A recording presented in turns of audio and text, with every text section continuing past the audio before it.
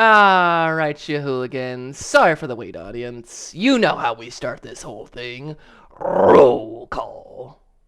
Ryan. Kyle. Mikey. And Steven! Welcome back, everybody, to episode 27 of our Misty Fortune Absent Hearts campaign. When we last left our favorite misplaced adventurers from the Forgotten Realms, the Glumpen Swamp, a smelly, rotting, fiercely overgrown, exceptionally hostile, and necromantically charged wild place out deep within the Svalich woods, far to the northeast away from the village of Orsnu.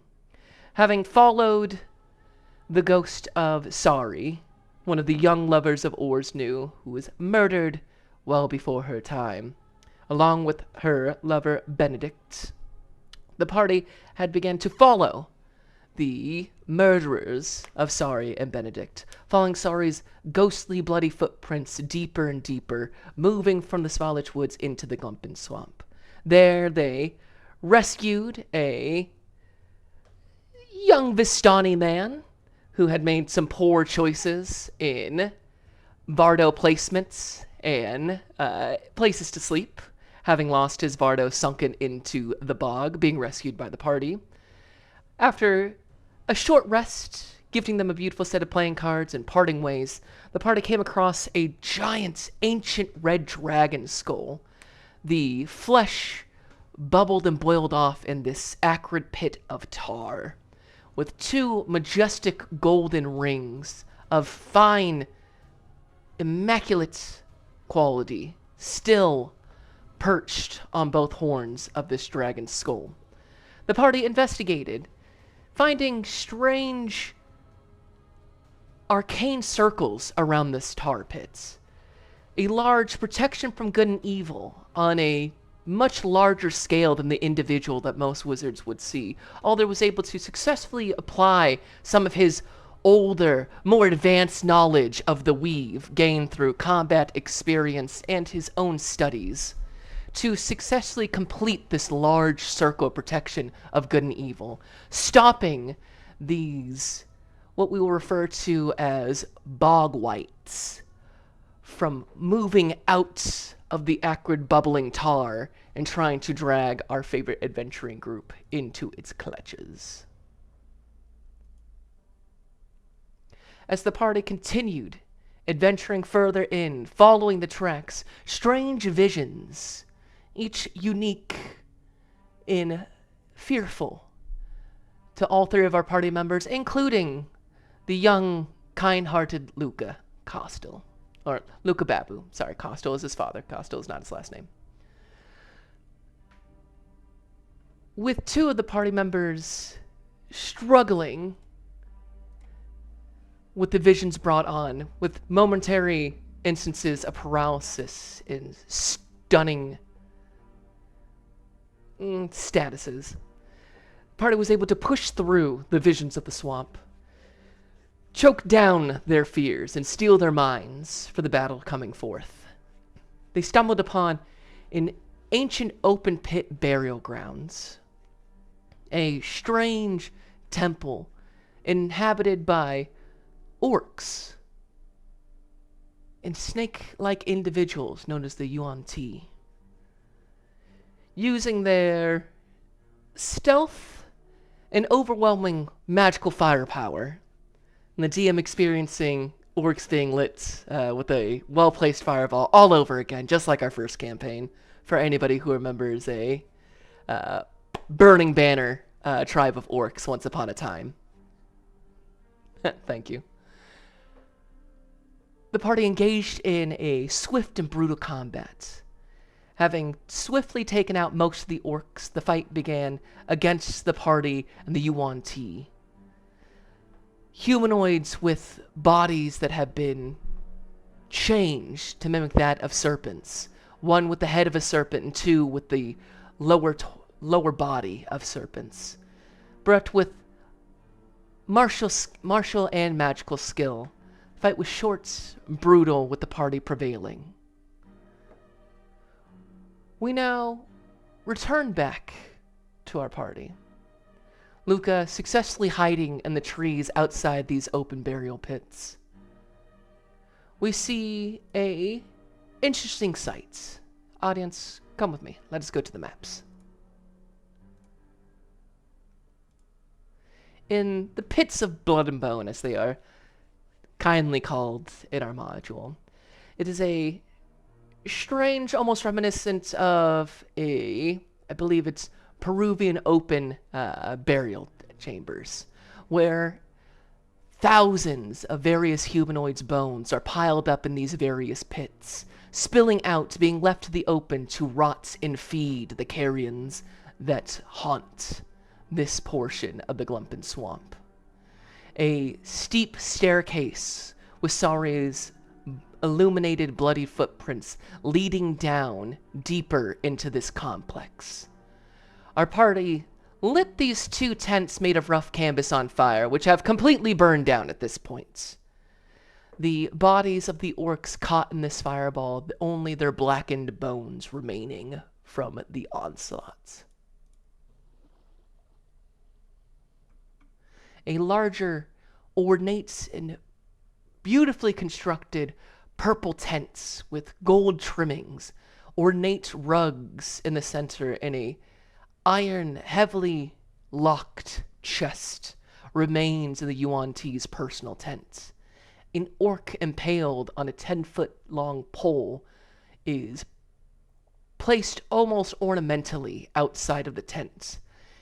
In a well that seems to be partially excavated with sturdy ropes and digging and excavation tools littered about, hangs in the center of these 3 tents.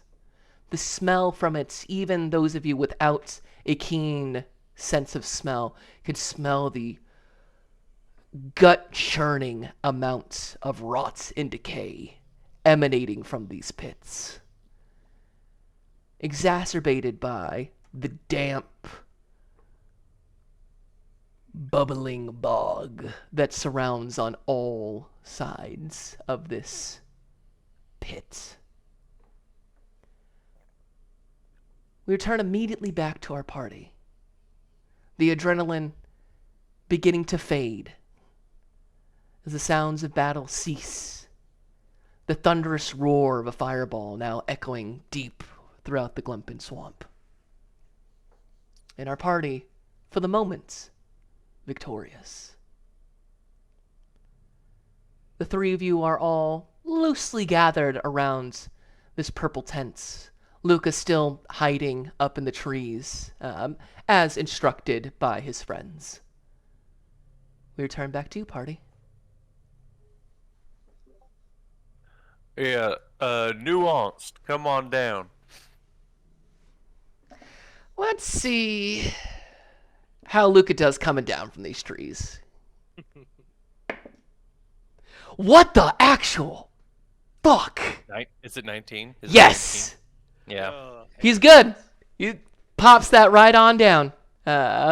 Without so much as a thud or shaking of branches, it is only moments later you see Luca pop up, his slightly indented head on one side, eyes alert, looking side to side, and as he saunters on over to you with a quick jaunt and rejoins you all at your side.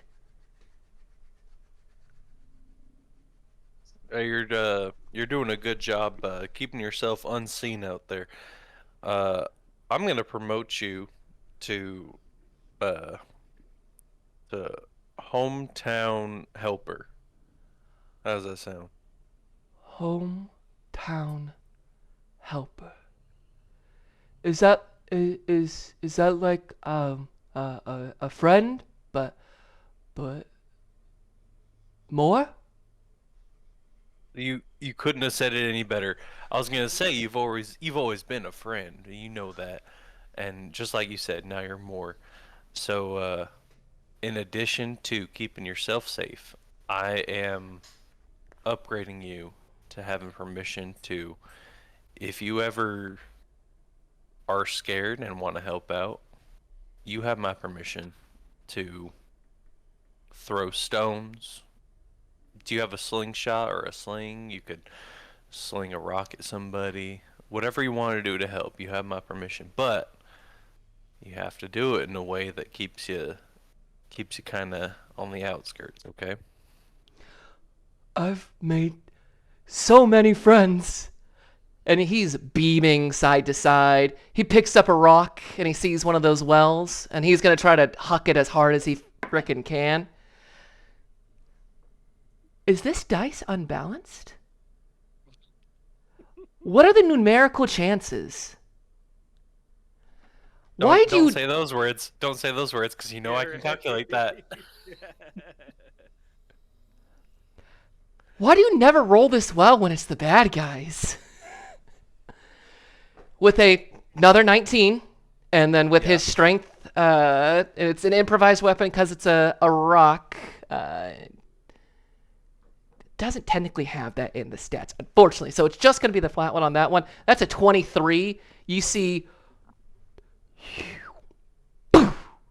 and he hucks one of these rocks into one of the other wells with bones spilling out of it, and the bones immediately shatter, and there's almost a spray of them up.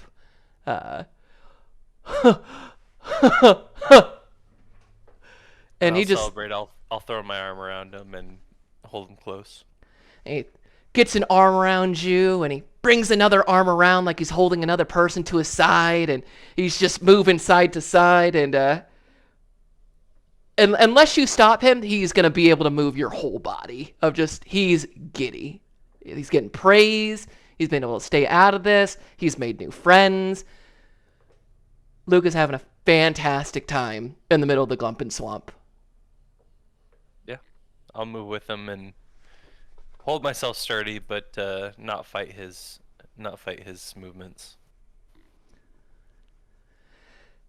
And after a little bit, he finally lets go, and for a second his hand hangs up in the air, and he high fives nothing for a second, and turns and looks at you, Jove, and you, Alder, and he gives both of you, he gets down low and gets a big hug and easily lifts both of you up, unless you resist.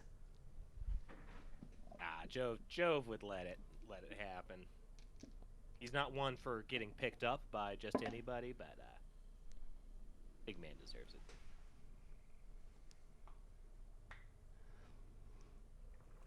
Alder, you feel that if you weren't as hardy as you are, maybe a little bit of that Genasi constitution coming in, like, that's dangerously close to a bruised rib. But as you squint for a second, there's almost a small recognition. Oh, okay. It puts you both down. Pat you on the ribs, Alder. Sorry.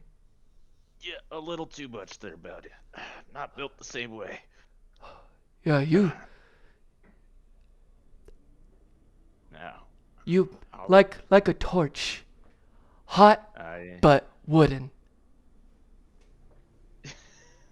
yeah, we wouldn't want to splinter me, right? Uh-huh. Well, if you're gonna be doing some fighting, just in case, and to be on the safe side, you should probably take something like this too. Could also work out throwing it if you need to, and he will hand him one of the daggers he's not using. So this is actually fun, bringing it back to the original campaign. This is like an ornamental dagger. This is like shaped after like the dragon that he got from going in. +1 for good callbacks and holding on to that for so long. I've had Wow! that dagger the whole time, but then I also have the silver dagger on now too. Yes, absolutely. So I haven't had a real reason to use it, but that's just been my dagger this entire time. So yeah, I felt like this is a good come around moment. So he gives it to Luca, and tells him, "Be safe with it. Pointy in. Throw it if you need to."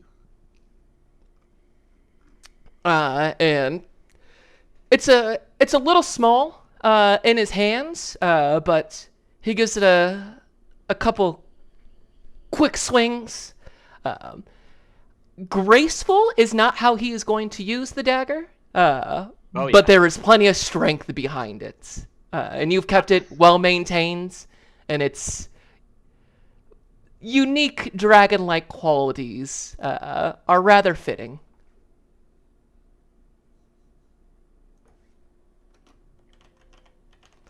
And in fact, since... Where's... I'm going to need to bring up some stats for you, young Luca. Because I have the ones that I use for you all the time memorized, but let's see what other stuff you got going on. So yes, Luca is armed, congratulated, happy to be there. He is having a fantastic time. Everybody go ahead and roll me a perception check. Whilst Luca gives the dagger couple practice swings, switches it from hand to hand, feels awkward in the other hand, puts it back in his dominant hand. 14. 12. 12. Passive 14. Passive 14. Which you all immediately... The most salient thing here is the smell coming from this well. Jove, you feel like if you get anywhere closer than 10 feet to this well right now, you are likely to throw up. Alder and Virgil, you definitely would not want to stick your face in this for fear of the same thing. You are not as susceptible since you don't have that heightened sense. But the smell of rot, decay, of an open burial left for who knows how many hundreds of years at this point in the middle of a bog is, at the very best, noxious. But it's not just the smells here. Of course, there's this oddly impaled orc, you know, the various excavation equipment you see scattered around that might have some passing worth if you sold all of it as a set. But your eyes are all pulled into the majestic-looking purple tent of the Yuan Ti and this old but incredibly sturdy-looking chest that is seemingly unopened in the middle of the tent. You can see various tools and the likes are scattered around it as if something was about to attempt to unlock it. And there it remains.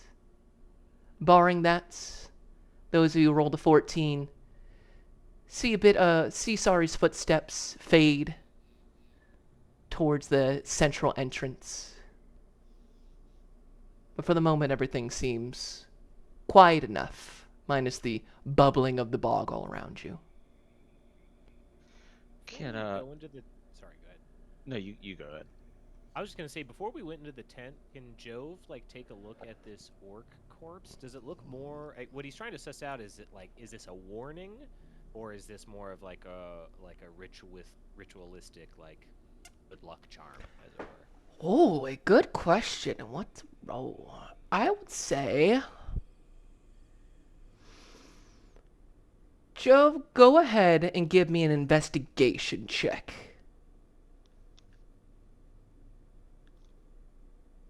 Ooh, that is the worst I can roll. That is a 2. A 2.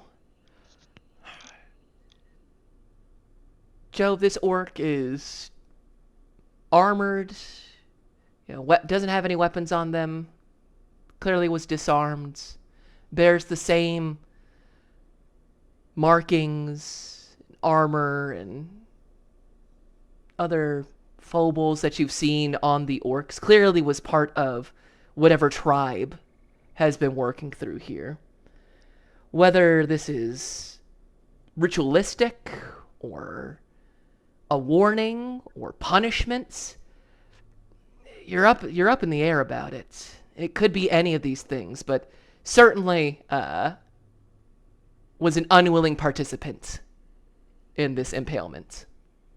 I'll say with the 2 in investigation, all 3 of the answers could be likely. You're not sure, but certainly was not a good time for this orc. Whatever they did to deserve this. Noted. Alder. I believe you were going to inquire.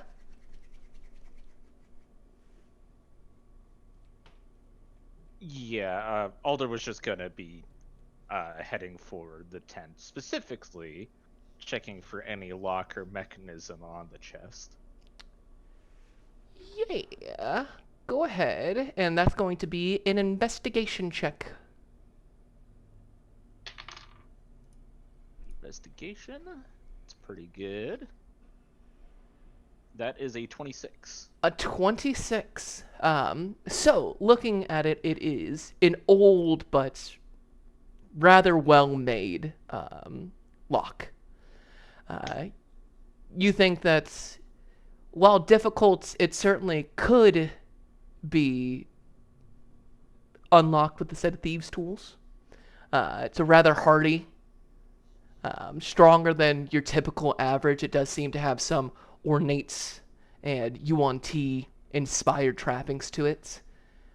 And as you're tinkering and poking around, with a 26 well beating the DC, you do see that this is immaculately trapped. Not a single poison needle would have hopped out of this bad boy, but a entire ring of poison needles are primed for whoever tries to unlock this without the key, without disabling it first. You think that this probably could have hit the entirety of the party? You're not sure the range on this, but it seems unlikely anyone would have been able to dodge it. It is exceptionally complex. It has a certain serpentine mechanicalness to it. All of it is coiled tight. But with your keen investigation, you are able to spot the trap without activating it. Well, this thing is trapped to take out pretty much the whole tent, whole room. If somebody messes up with it. And, well, I believe I broke my tools the last time we did it, so we gotta be careful with this thing. Maybe we could check person, see if there's a key lying on someone somewhere, but, yeah, I wouldn't go touching it if I were you. Alder, I will say with your 26, the various tools that you see thrown about are the components of a thieves' tools kit. Oh, he will gather that up. Indeed, it appeared as if they were also they were about to attempt. Yeah, 26, actually, you get off everything you need. Gotcha. So, if you would like, there is a set of thieves' tools in here as well. He will gather it up and put it on his person. Indeed.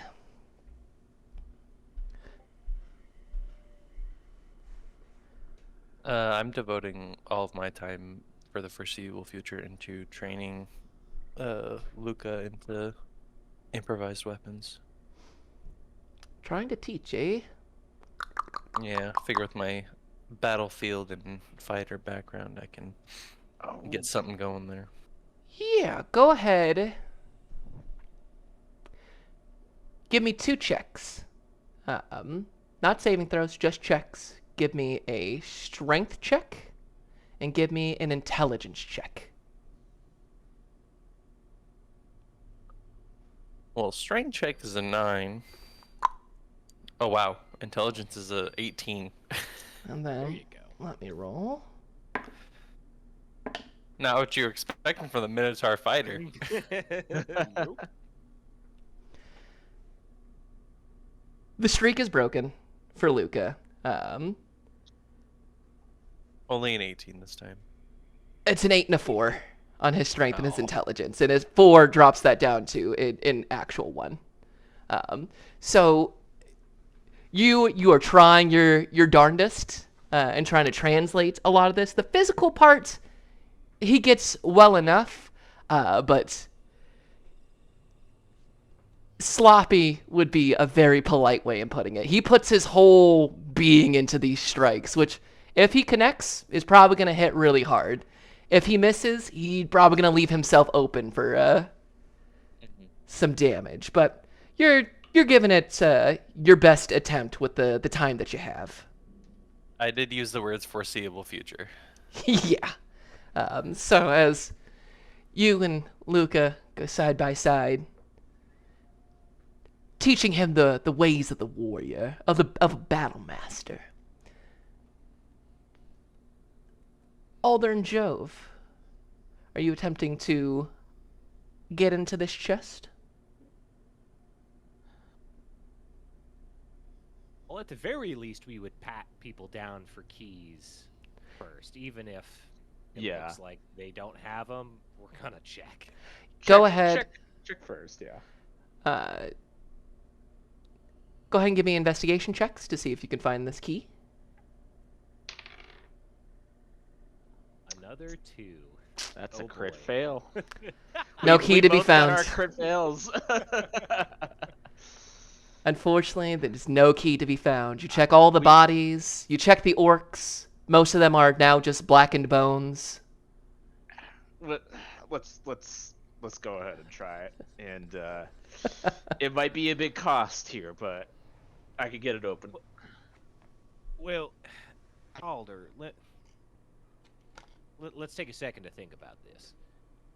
I doubt that somebody would run away with this chest in the time it would take us to go and figure out whatever the hell is going on beneath this odd crypt that we seem to be on top of. Maybe it might be smart to go get that business done first, return here, and then give the old college try, just in case. I want to make sure we're setting ourselves up for success, because something tells me that we haven't rooted out all the evil that is here yet. And who knows, there might even be a key. Hopefully. Alright. We'll come back, but... well, let's hope we got a chance to come back. More than anything. I would say that, well, maybe we could, like, hide it or something, but, I don't know, jostling around a trapped chest seems like a recipe for disaster. I think the only things that are going to be coming out here looking for it is what we're about to stumble into anyways.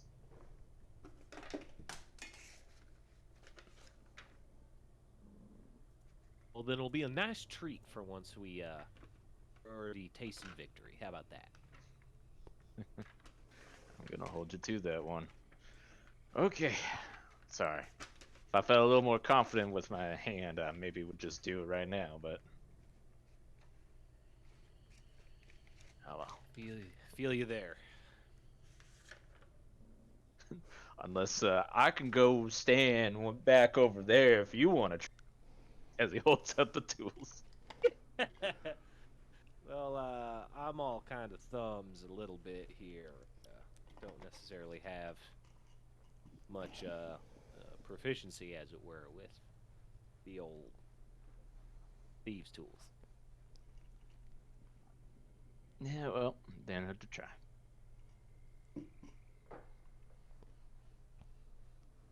So I suppose then we will hold off. Choosing to listen to wisdom of experience and a well-earned sense of caution with trapped chests. You turn back to Luca and Virgil and their short training session. Looking over, you can see a set of 3 steps leads into the high stone wall of this central well.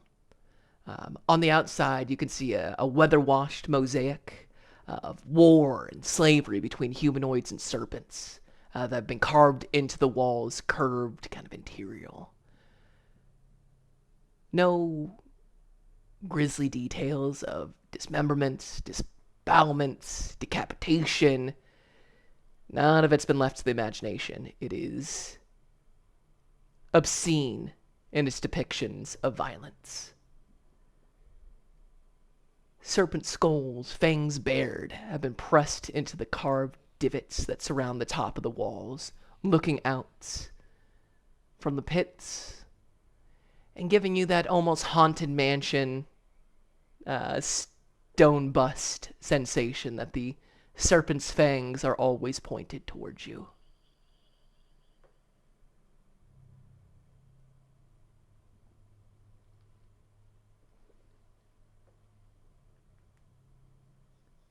You have the moment to converse amongst yourselves before descending into the pit of blood and bone.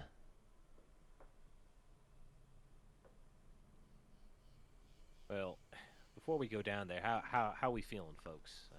Alder, you seem pretty unscathed by the last little encounter we had there. Is that right? That's correct. Ha- I don't need much of a break myself. Not gonna do me a whole lot, but if you two need a breather, I can't object. I'll say I can't be too extra, but if you need a body in the way, I can certainly be that. Uh, Out of game, that means that all of my actual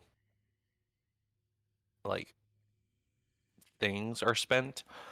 But I mean, I still have Sentinel and I still have my protective fighting style. So it's not imperative that I short rest, but a short rest would basically put me at full.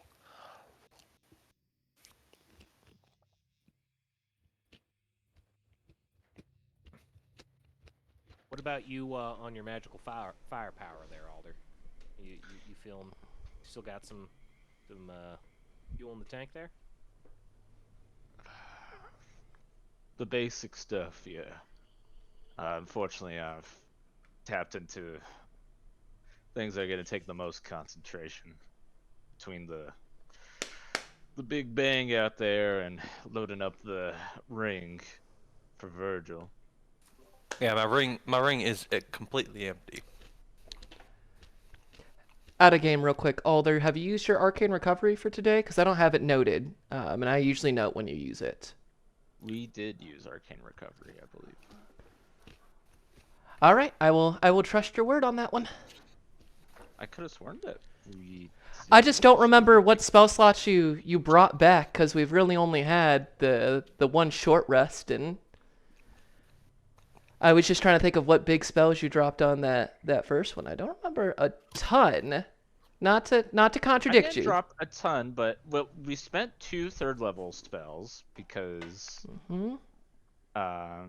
Maybe did I not use the Arcane Recovery? Because I don't think you'd use like I have I it. filled up the ring, but I But guess I- I didn't use the Arcane Recovery there, did That I? that is what my notes are telling me, and I'm pretty good Yeah. with your stuff because I need to make sure I keep your stuff in check, divination wizard. So I don't have it written down that you used the arcane recovery, and when I've listened to my reviews, I don't think you've used it today. So just to make sure you guys get as much benefit before heading into this as possible, I think you still have your arcane recovery for the day. Okay. All right. Well then, in that case, yeah, if we can afford a moment, it wouldn't hurt to do a little bit of meditating, clear the mind. Well, we know that we're about to go into the den of whatever the fuck this is. With all this shit up top here, it's probably only going to be worse if this is just the lookout. So, if you all can get some benefit from us just taking a second, I think that's worth our while. Myself, I'm pretty rested up for the day, so I can take watch and make sure that you all are looking good. If I could, Jove, if I could ask you to help train our friend Luca here on maybe using stones as weapons. Yeah, I'd be happy to give it a shot. What do you say, Luca? You want to go skip some rocks? Oh, yeah.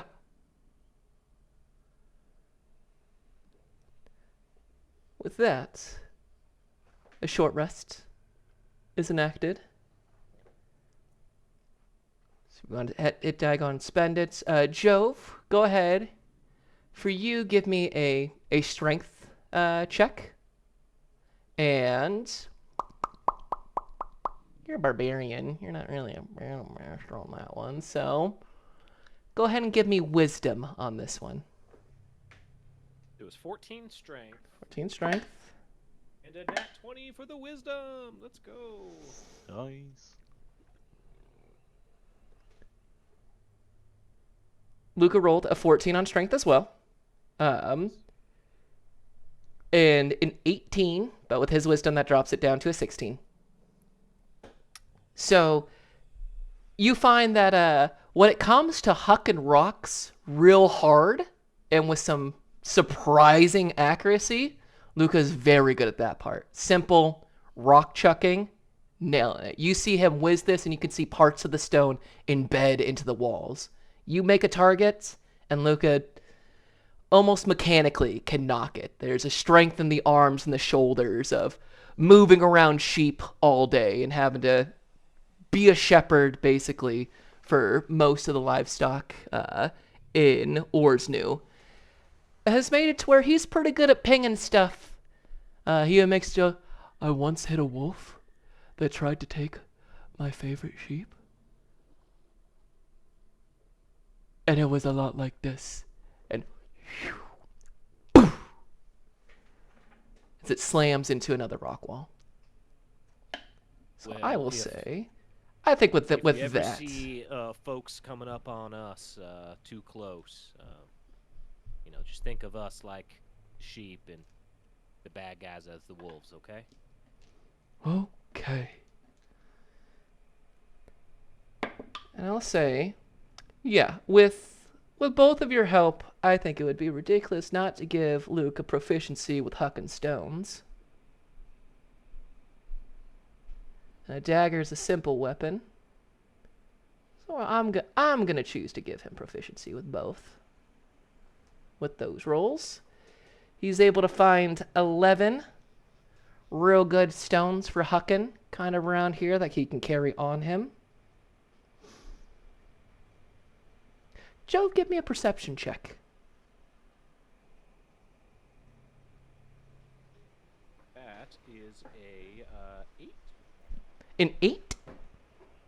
18. Oh, an 18. Oh wow, it is. That's the sound of the rain. Damn. I'm getting dumped on over at my house right now. Oh, damn. Yeah, suddenly I heard just kind of a roaring in the background. I'm like, what yeah, is that? It's loud over here. Yeah, it is slapping down. So, Yeah, I had the rain last night. Yeah, same here. yeah, it is. I'm looking out my window, and it is just like I can see probably about 10 feet out, and then it's just a wall of gray. Oh, shit. Yeah, dang. I feel like this has been the wettest, like, rainiest winter in Arizona I can remember in the last, like, 5 years. Well, if it makes you feel any better, Awatuki is dry right now. Not even sprinkles. That's nuts. It's a good thing I have that sweet Meta Ramada over my truck. I just got him washed. You know, I did get a little rain down this morning. Anyways, an 18. Jove. You do see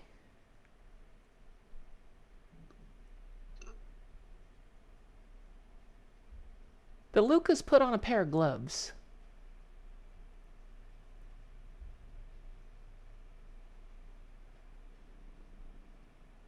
You don't remember him having a pair of gloves. There's been so much going on, and it wasn't until you had this kind of quiet moments, really looking at Lucas' form and everything, and realize that he's got an exceptionally fine pair of gloves on right now.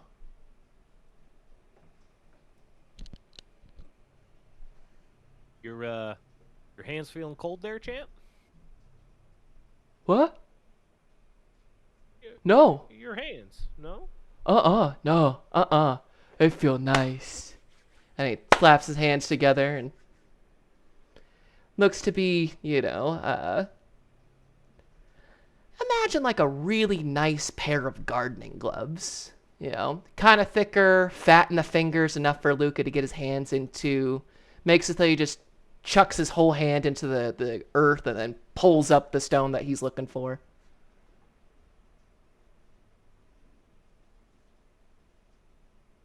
Hucks it with another incredible burst of strength. Friend, Mm-hmm. do you have any more potatoes? And he'll kind of like look through his sack and say, "Oh well, I'm out of potatoes, but do have a little bit of jerky if you're interested in that." I'll hand him over a ration. Oh, yeah. Eats the jerky. It's good. Not as good as a potato, but it's good.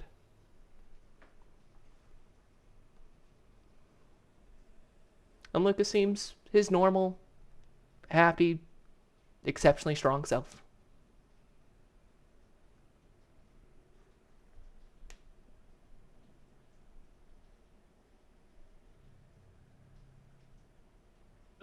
He'll note that, and he doesn't want to spook Luca, so he's not gonna ask him to do anything with the gloves at this point. But he'll kind of give him a drill or an exercise and say something like, "Okay, I want you to hit that tree over there 5 times in the same place with that rock, okay?" And like after he gets him a little busy, he'll peel back over to the rest of the group as they're kind of licking their wounds. Yeah, and he takes your word very seriously. He hucks that rock, hits it in place, runs over, picks up the same rock. It's probably on the, as you're having this conversation, probably the third throw on it, the rock breaks, and he looks really confused on what part to pick up. So he is fully distracted by your training right now. Yeah, he'll walk up to probably to you, Virgil, and say, "Well, it looks like our friend over there is taken to the whole rock chucking thing pretty well, so that'll be helpful. But yeah, I don't know. I haven't been feeling myself today. Has Luca always had a pair of gloves on? Because I noticed that out there while we were tossing stones. A real kind of fine pair of almost gardening gloves or something like that. And I hadn't noticed it before. Did you?" Damn, what I'd noticed the gloves are new. Not until Joe pointed it out recently. Say with the except procession, it hasn't been a super big deal or one that you would have thought about on your journey here, but now that Jove has said it, you feel that bit of anxiety start to creep up on you. Mm-hmm. Uh, no, I don't believe I remember him sporting gloves. He doesn't seem the fashionable type. He might have grabbed them from the pile of gloves in the estate not too long ago, but I think it's definitely something to keep an eye on and possibly look into.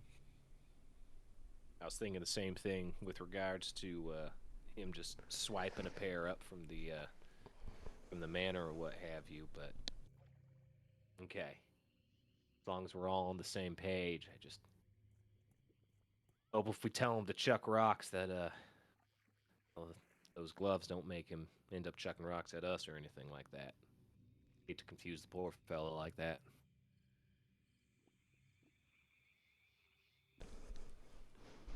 Not much to be done. I don't think it's worth spooking him over, but something to look at the very least. How you two feeling though? You about ready to go enter the lion's den here? I am pumped and excited to get going.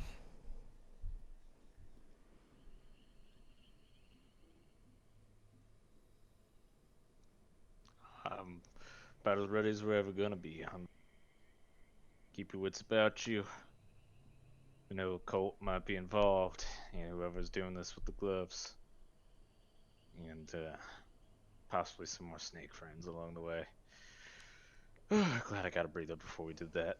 And DM, just for your notes, we will get a 3rd level slot back with Arcane Recovery, Heard. as well as, of course, the Warlock level 1 spell. So we're Double heard. currently at 3 first levels, a 2nd level, and a 3rd level available. Nice.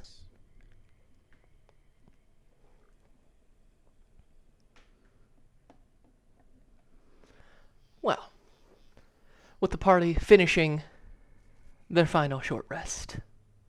Although I guess technically you could take more if you wanted to risky for said bisky. You head towards the central entrance. As you reach the top step, you see this central well. It is a full 40 feet in diameter and descends into darkness. A narrow ramp winds down from the west, reaching deeper into this well. The stone walls taper inwards as they reach for the unseen bottom. And upon entering, the stench of death flows freely into your nostrils. And Jove, with your heightened sense of smell, you can smell that sickening rosemary twisted into it, guiding you like like when a Disney character smells pie, but in the most horrific fashion. As we descend.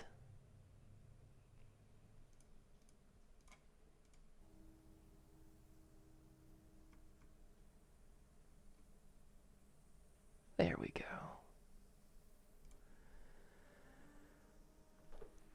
The walls of this chamber angle slightly inward.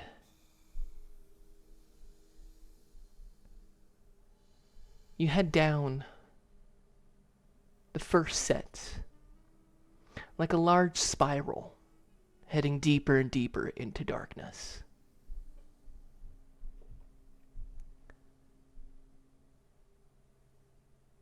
As you head lower in, getting probably the first 10 feet or so, the last bit of outside light diminishes, and Luca, who is in the back, I assume, I should ask, what is the marching order? Is it your typical Jove, Alder, Virgil, Luca? Before I make assumptions as the DM. Sounds I good think to that me. makes sense, yeah. Okay. Virgil, you'll feel Luca grab onto your belt. It's dark in here. I can't see.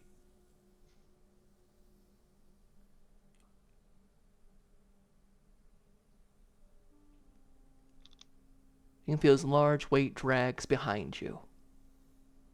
You can feel the open air off to your side, plummeting down into darkness, and the uneasy footsteps of Luca holding on to you.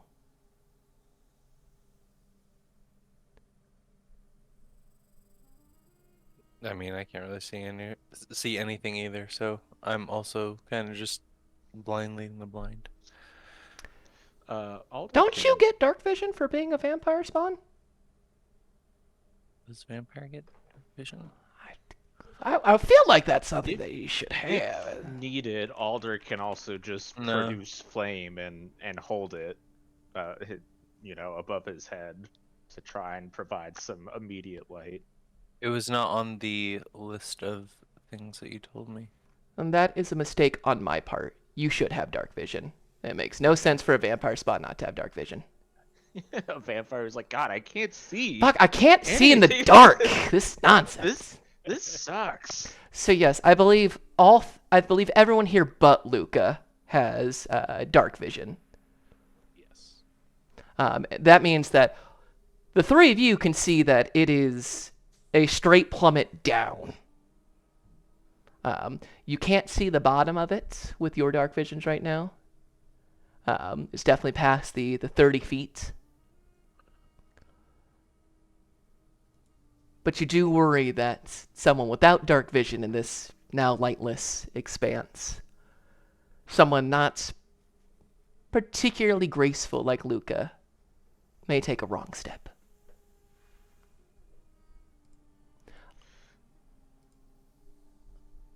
Here, how about I let things up a little bit and I stick close to Luca just to be safe. So if we need to maneuver the marching order, we can, but he would offer to Yeah, we can just throw him basically in the serve middle. as a torch. Yeah. And then Alder, how are you? You're just producing a regular torch? He would just use produce flame. Indeed. If I'm wrong, but I believe that gives 15 feet of light. Yep. 15 feet Yeah. of bright light, and then another 15 feet of dim light. Yes. So he would produce that and would just stay. He'd stay like right in front of Luca, basically. And all right, you just stay close to me, okay? The further you get, the harder it's gonna be to see. And keep a watch here at your feet. There's a lot of holes, okay? Oh, okay. Okay. Thank you. No problem, big guy. Let's get you through here. You Yeah, continue. he kind of holds that light now, basically, in his hand, as if he's kind of like just holding a source of it. Like a beautiful static amber light, unmoving, casting hardly any shadows in it. It does not flicker and move like the produced flames of your past. Is that pure, almost foully radiant amber light. Something more similar to as you've seen before in your past, Alder, something closer to a sacred flame at this point. Yeah, It's almost clerical. cool. Would you even I would even feel too that like it's almost kind of like part of it is like almost even like the hand itself is what's glowing here. You get that Again, full giving that kind flashlight. of translucent, yeah, translucent kind of look, the flashlight, yeah. I like it. Yes. Like using Nen, but with a flashlight effect. As you all continue going around this big circular spiral, going down 10, 20, 30, 40, 50. As you hit about 50 feet down, you see that there have been many pathways off to... Some look structurally built as if they were intended to be a part of this structure at one point, long since collapsed. Others look like haphazardous excavation missions with no support beams or structures, no lights at the end of the tunnels, just darker, ever narrowing pits. Some of them only go about 10 feet in or so, but you finally come across what appears to be an actual opening. An antechamber. The walls of this chamber angle slightly inwards, creating a space with this large, almost trapezoid-like structure. 4 slender stone pillars hold up the ceiling, each carved into the shapes of snakes intertwined, each one swallowing another's tail. There are hundreds of urns. They lay crushed against the walls of this room. You see alcoves that at one time perhaps housed these urns. And a large, unlit stone brazier sits in the center of the room on a platform of rune-engraved stone.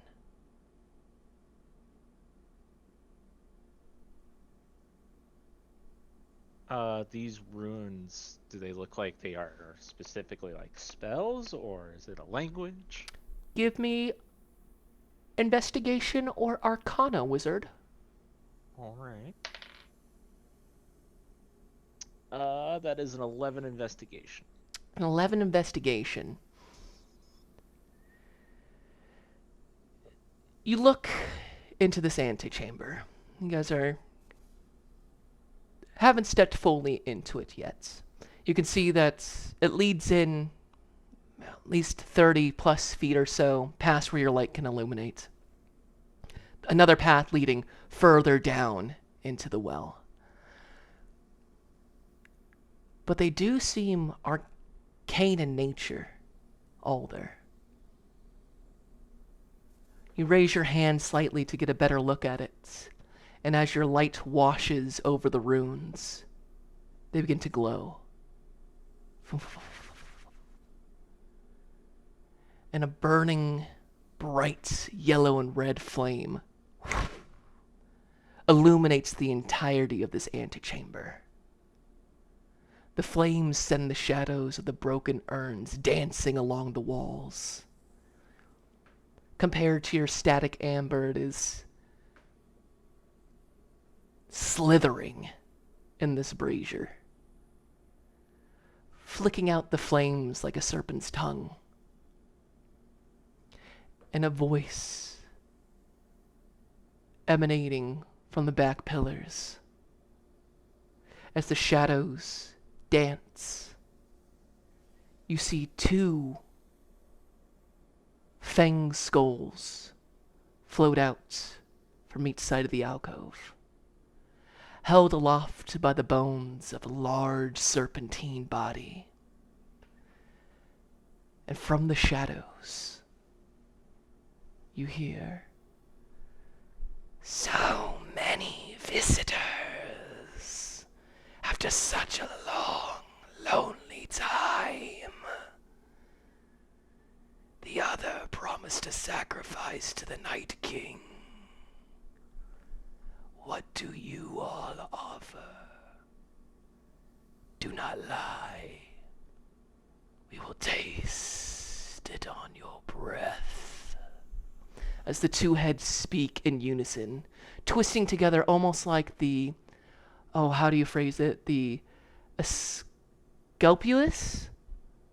The two snakes interwoven on a rod to symbolize medicine. I forget how you exactly pronounce that, but you guys know what I'm talking about, right? I do. Hermes staff, Yeah. yeah. Yes. Well, it's Greek mythology there, but I don't have time to get into that. Yes, they twist and coil around each other, almost as if the two were connected by one long serpentine body. And you can see they snake out until both heads are on each side of the altar. And you can see their bodies twist and almost like an infinity symbol around one another, as they both look at you with this shadowed skeleton. The voice seeming to come from both of their heads and all around the room at once, as if the broken herbs were reverberating their words. They look to the four of you expectantly, as much as a large serpentine skeleton can look expectantly.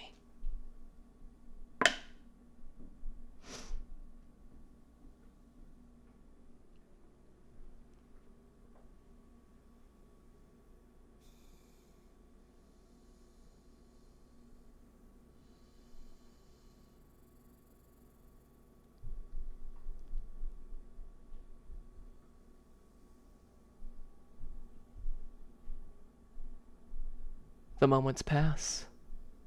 The tension's rising. The heads of the two snakes begin to rise and begin to coil back at your lack of an answer. I didn't quite catch exactly what they asked. I'm sorry. What do you offer? Do not lie. We will taste it on your breath. The exact lines I can post for you in the lore, because these guys get their own dialogue.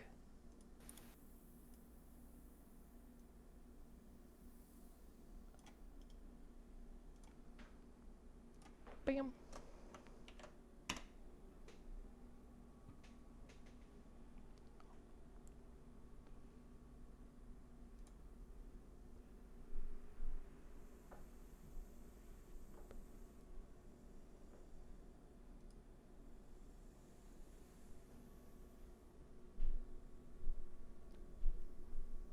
and he'll kind of lean over to the guys and kind of like put his hand on them.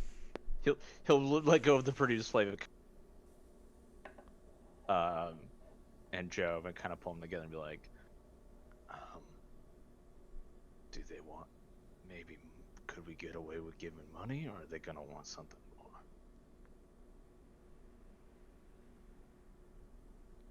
Because I don't know necessarily what to give up on something like that. No, I'm no religious scholar or nothing, but what I saw up top and what we saw in front of that snake-ass statue before, I'm thinking they're wanting more sacrifice in the blood variety than in the shiny gold.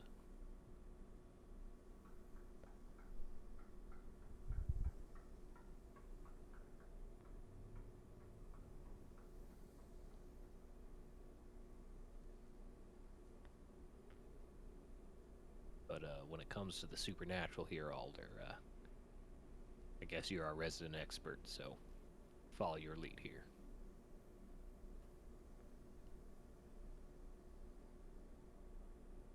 Would I have seen anything in the bestiary about something like this? Excellent question. Good on ya. Go ahead and roll me insight to recall.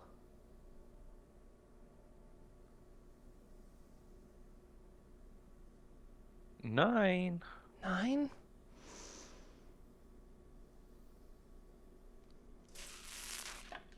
Dice, help me out here. Okay. The dice side with you. You would have read about large serpentine creatures known as Nagas. Intelligence, well versed in arcane matters. The book doesn't give you a ton since they're a bit of a rarity out in Barovia, but typically they're guards, is what you remember. Intelligence, ability to cast, and guards. I'll say a 9 in using your bestiary, so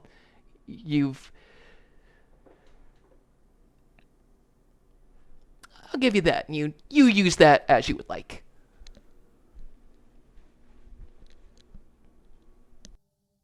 Well, as far as I'm aware, our answer is nothing.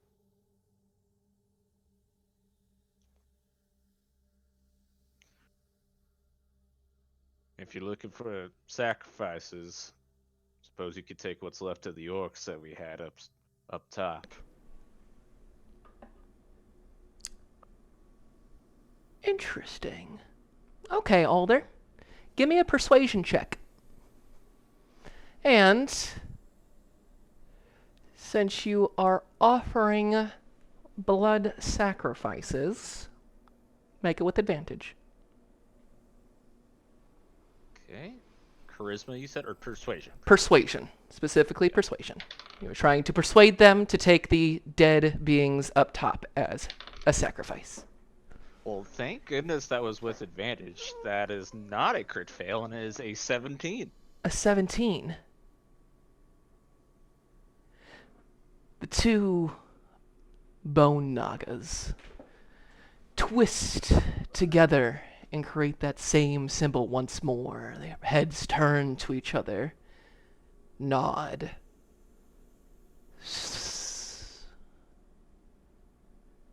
That is acceptable. And you see them both begin to curl and twist around the various pillars, contorting their bodies, long, 15 feet at least. They seem placated by that answer, accepting what you have sought. And that coiled, tensing strike dissipates as they now move gracefully, their bodies moving each bone individually as if to avoid moving any more of the shattered urns. The flame still illuminating them as they peer back down to you, stoic and static in their internal guardianship.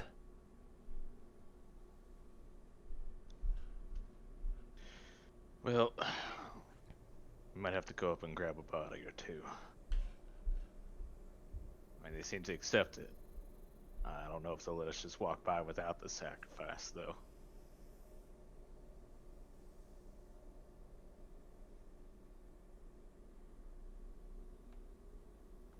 Makes sense.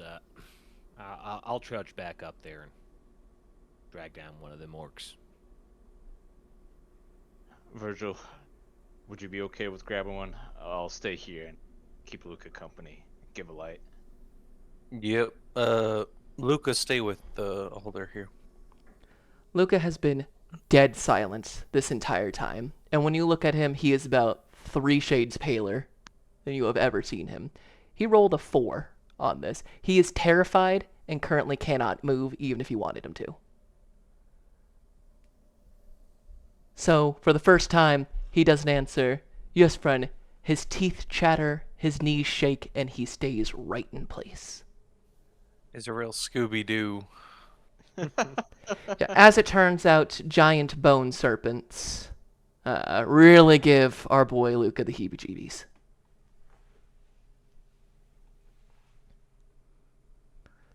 But since you both are strong boys and with dark vision, it is easy enough for you to go and grab 2 of the orc scouting party that were not destroyed by flames. Drag them back down to the bone nagas.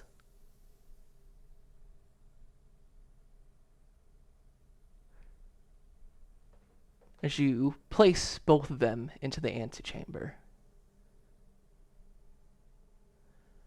their jaws drop, extend wide, and possibly so since they no longer have the muscles or tendons to constrict how wide they can open their jaw. And they proceed to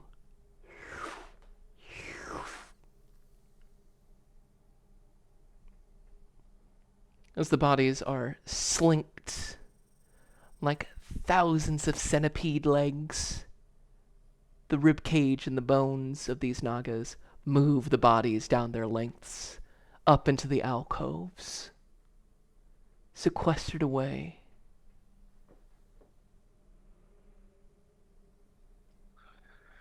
The nagas both nod in approval.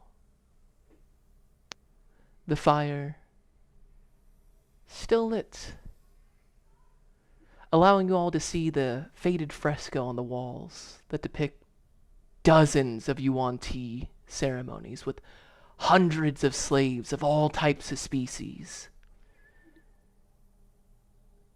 All the Yuan-Ti in all these frescoes interspaced between these alcoves and broken urns. Every single one is raising a gore-covered hand to a black and violet serpent twisting in a vortex of black clouds laced with red lightning. Can everybody go ahead and roll me history or religion? Choice is yours.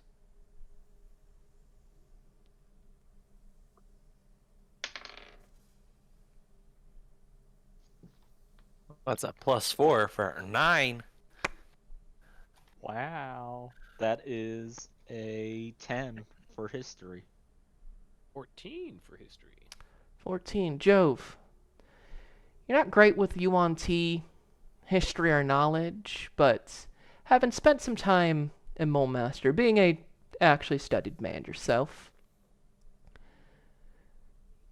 you do recognize a depiction of a dark serpent with red lightning. With your time with the various cults in Mulemaster, some of the knowledge that you had access to and stories shared by Freddie and Thrundrazi and her various research into cults. You remember them talking about a dark deity known as Dendar, the Night Serpent, who according to legend is an elder evil born of the first nightmare. She has an insatiable appetite for terrifying dreams, which, if left unsatisfied, would cause every creature in existence, mortal or divine alike, to remember every nightmare they've ever had in painfully vivid detail. Or at least, that's what the legends would have you believe.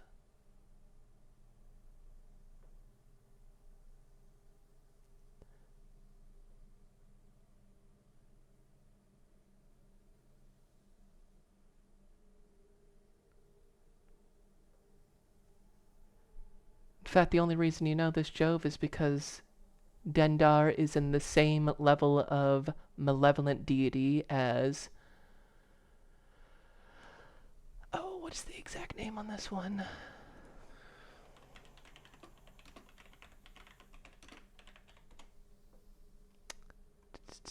Tharizdun.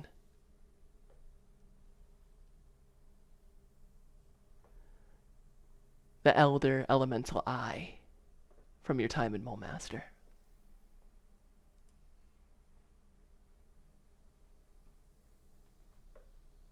Well, guys, if memory serves here, I think we might be dealing with some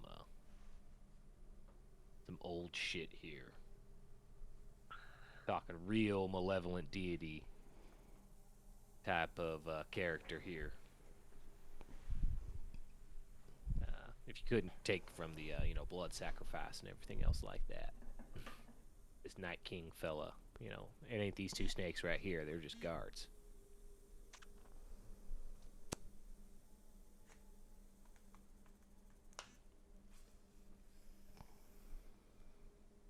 Keep your mind, your wits about you. Your nightmares are this thing's playground.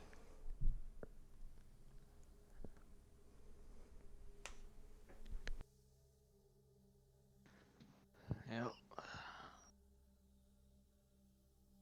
Nothing safe about going into the the belly of the beast, so to speak. No, It's sir. just... But stuff like this seems easy to manipulate at the very least. Got to keep that in the back pocket.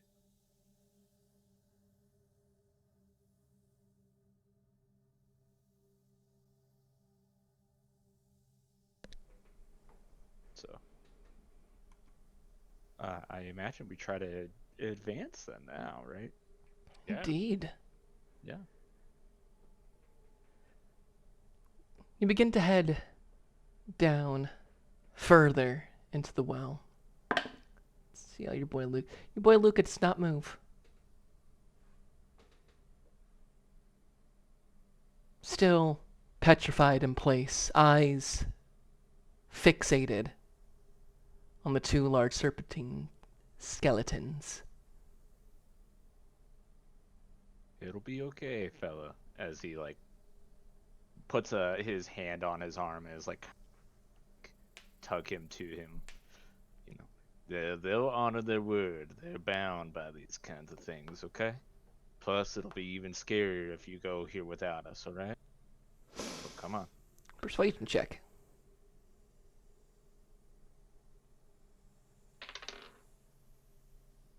That's a nat 20. Your words strike too. Oh, okay. Oh. Bye. And as Luca continues to follow you, a rattling whisper of a voice. Farewell. And Luca puts a heavy grip onto you, Alder, as the voice echoes and slithers down this well. What is everyone's passive investigation? Passive investigation? Oh, how? 11. 17.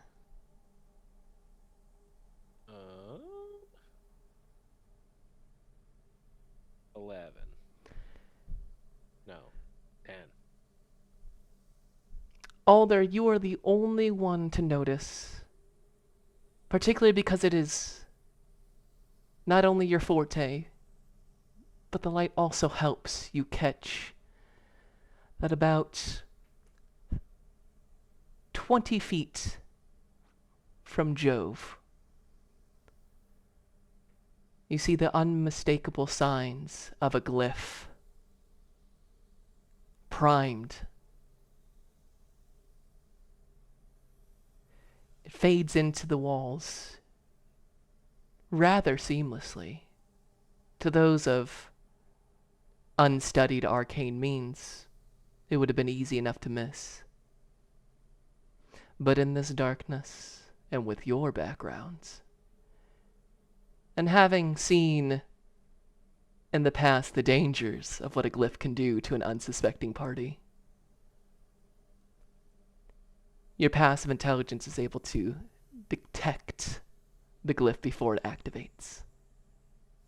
That was right by Jove. It's about 20 feet out from Jove. You're able to catch it before he steps on it.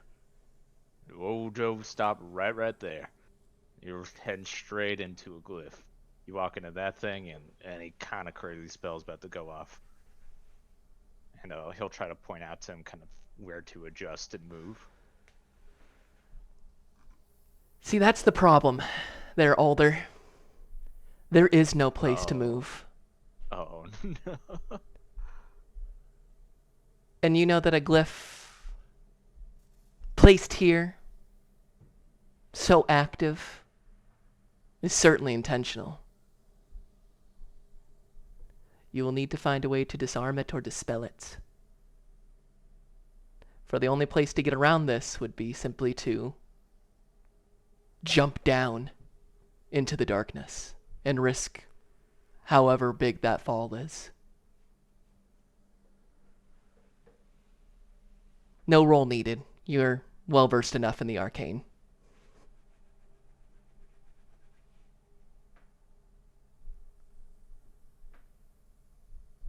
Good eye there, Alder. I appreciate that. Yeah, we've What got another exactly we're going to problem. be able to do about that? Can you know how to break a glyph? Well, I don't really have the magic to just dispel it myself without much extra work. We could see if there's a specific trigger or something to deactivate it around here. But unfortunately, I don't think I have a spell of my own that could just turn it off.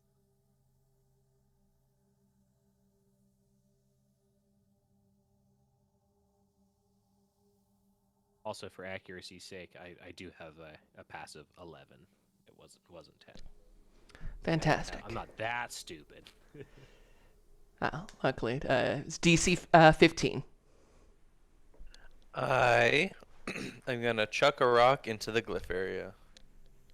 Absolutely. Yeah, give me a roll for it. Go ahead. Make this strength. Are you proficient in stone hucking? Let's We'll see. find out. Martial weapons or simple weapons? So no. Yeah, give me it with strength. 13. 13? Yeah, you throw the stone. It hits perfectly right on the glyph and then tumbles past. Nothing. Well, there's one tick on your checkbox list of things they could be. You're welcome. Well, we know rocks can get by it. Something inanimate. How like, so you said it's 20 feet ahead. Like, what's on the other side of the glyph? Can we see? Oh, yeah, with your guys' dark vision light, it continues down. You're not sure how much farther down. It's definitely got to be over, probably another 30, anywhere between 30 to 50 feet to hopefully the bottom of this. I'll say with everyone's passive perception, because that is what, 14, 14, 12? If I remember correctly. For passive perception? I'm a Correct. 12. I'm at 13. Okay, 12, 13, 14. Yeah, 12, 13, 14. You can hear, you're not sure how far away because of the echo-ness of this area, but it does sound faintly like chanting further down. And from what you can see, Alder, the other side on this glyph would continue down this big spiraling descent down this central well. Does it look like the glyph continues with it, or is it just like a spot? You know that glyphs are not continuous in that way, unless somebody would put a glyph every single way down. So you know that it's a singular spot. This is an arcane booby trap. Yep. And one that requires a significant knowledge of the arcane arts. Not something that a novice can just pull off. And those who are unlearned in the ways of the weave. Such as, like a sorcerer, warlocks, paladins. This is typically you would only find glyphs from another wizard.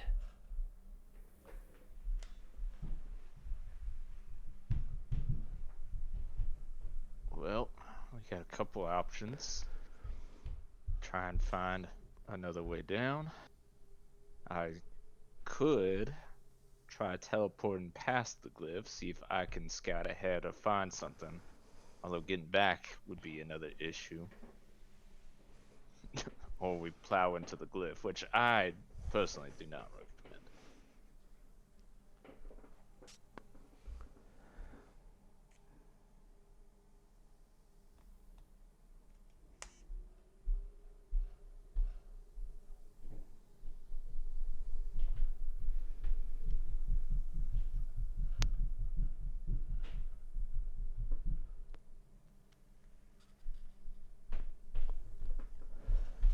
Sounds like bad options all the way around. You gotta make a call one way or another. Again, I can scout ahead, but we'll be separated by the glyph.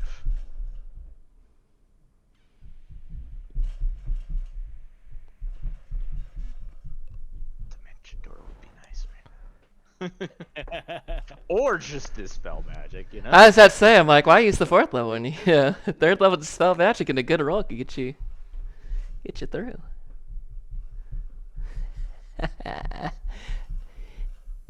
Do with this party.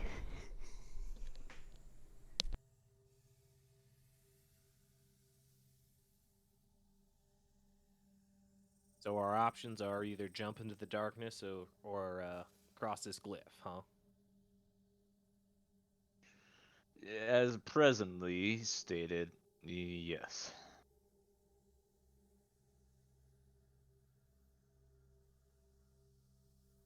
Can Jove toss anything down the?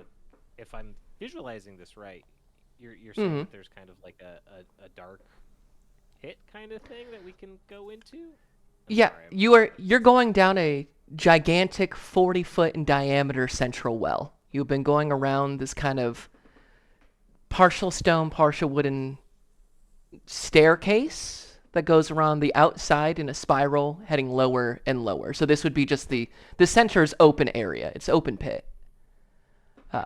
Which is why it was scary for Luca earlier, who didn't have any light, because one misstep and he could have just, there's no rails, it's not built for safety.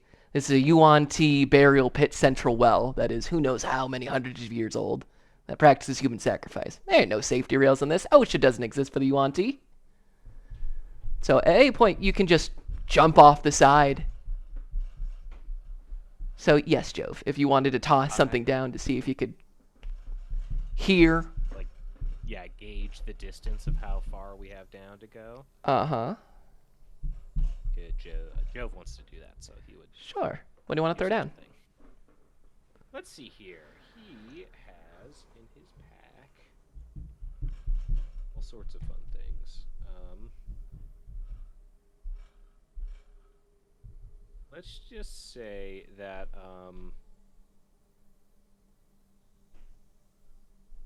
he has a torch in his explorer's pack, so he'll ask Alder to light it and then just kind of drop it down. Simple enough. He just puts his hand on the torch till it catches flame. Jove, you hold your torch over the edge and let go and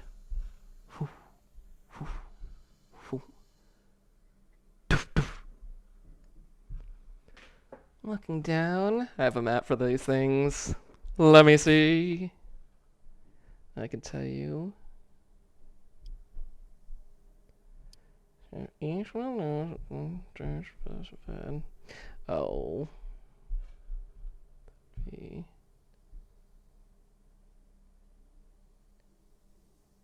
So you're right about there. So that's right after you had that way, Sippy. I do have another idea too. An expensive one. Joe, everybody go ahead and give me a perception check as that torch falls down.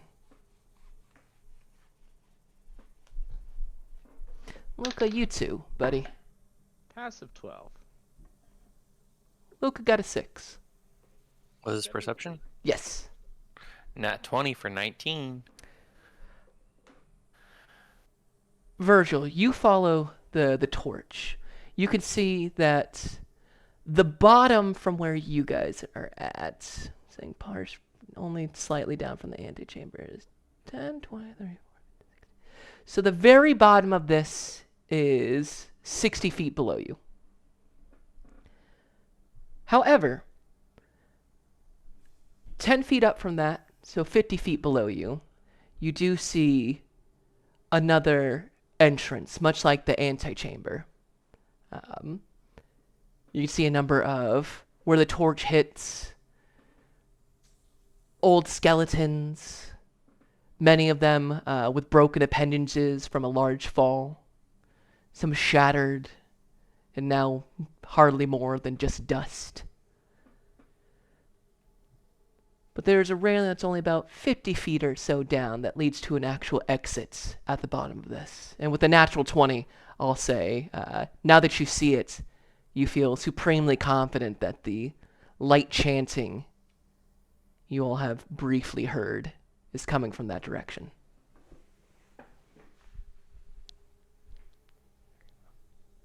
Okay, so we're on the spiral staircase that's going down. Wow. We have in front of us the glyph.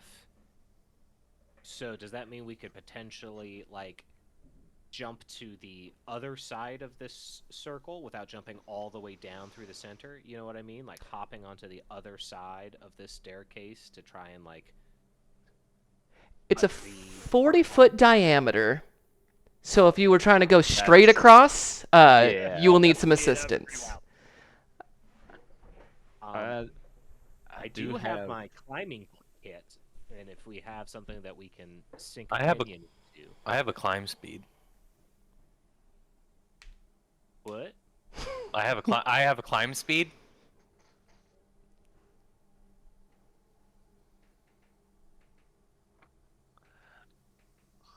My speed can be converted into climbing units. It can indeed.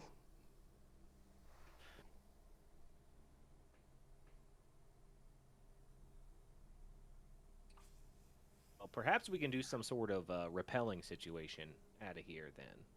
If we Or can. climbing. I mean, climb. I mean, when you have climb, you can climb really well. I'm sure you need something to climb on. You're not going to be able to like have adhesive on your fingertips and just climb down. Oh, I get some pretty hefty nails with this condition of mine. I I also actually have a potion that can help with that we grabbed some time back. As Alder does have a potion of climbing. We got that from the manor way back when. Interesting. The same one that we got like the alchemist fire and the Uh-huh. acid from. There was also a potion of climbing. No, we should save that for when we need to climb something. Okay. My RPG brain in a situation exactly like this. No, I'm gonna save that potion for later when I'm gonna need to climb something. I'll need that in the final section, and even then, there might be stuff after this boss fight that I might need this There's for. probably gonna be a climbing section in the final boss. You never know when the final climb is gonna happen. And I will then you never don't get have caught to. lacking in a game. Those fans of Jujutsu Kaisen, get your paper up.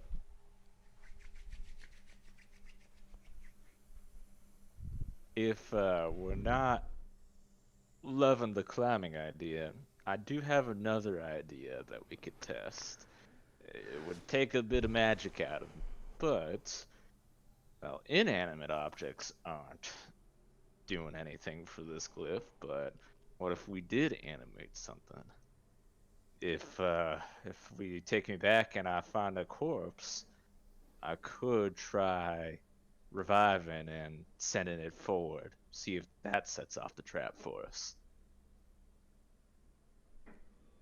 For metagame knowledge, Alder does have Animate Dead, 3rd level spell. I feel like it would be relatively pointless to test to see if this glyph did something for animated objects, as if it did nothing for animated or inanimated, it would be a pretty useless glyph. But that's just my opinion. Well, the idea would be that this thing, I would send it Oh, forward, sets it off and set it off for us, correct. That's if we don't like the climbing idea. If we don't feel like that'll work out here. Which, well, basically we'd have to rope somebody up and belay. Have to use one of you strong guys here. If there's something sturdy we can put down and hold the weight. I mean, I think we should weigh options, right? I mean, so Alder, if you do that and tap into some of your stronger magics to do so, you know, at best it gets rid of the problem. We can keep going down, which is good. At worst, then I don't know how long that animation works for you, but it would be a detriment in the fight before us. If we do try to climb down, there's lots of things that can go wrong in something like that. You know, something else to 50 consider foot. is there any chance that we could have one climber and set up a sort of zipline system? Interesting. Well, zipline is... I'm all ears on how you're thinking that it's gonna work, because now I'm curious. Well, a zipline, you have a rope that's taut, and you tie it to one end, tie it to the other end, and then people on either end can throw some kind of secure device over top, and it lets them slide down it like a rail. How would we get to the other side? Or someone get to the other side? Well, that's why I said we have one climber. That way we're not all trying to make this climb ourselves. And all we need is one person to be successful, and then the rest just need to successfully zipline, which is something that 10-year-old children do for fun.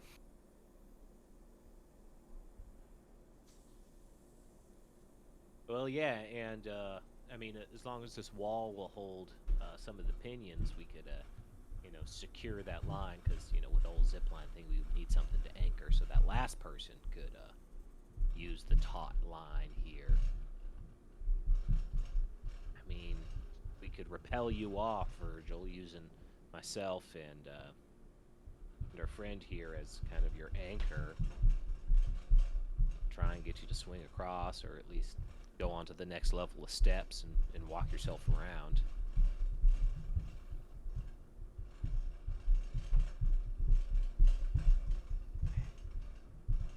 I mean, no matter what, our options are going to have risks. So, just deciding which one is worth it.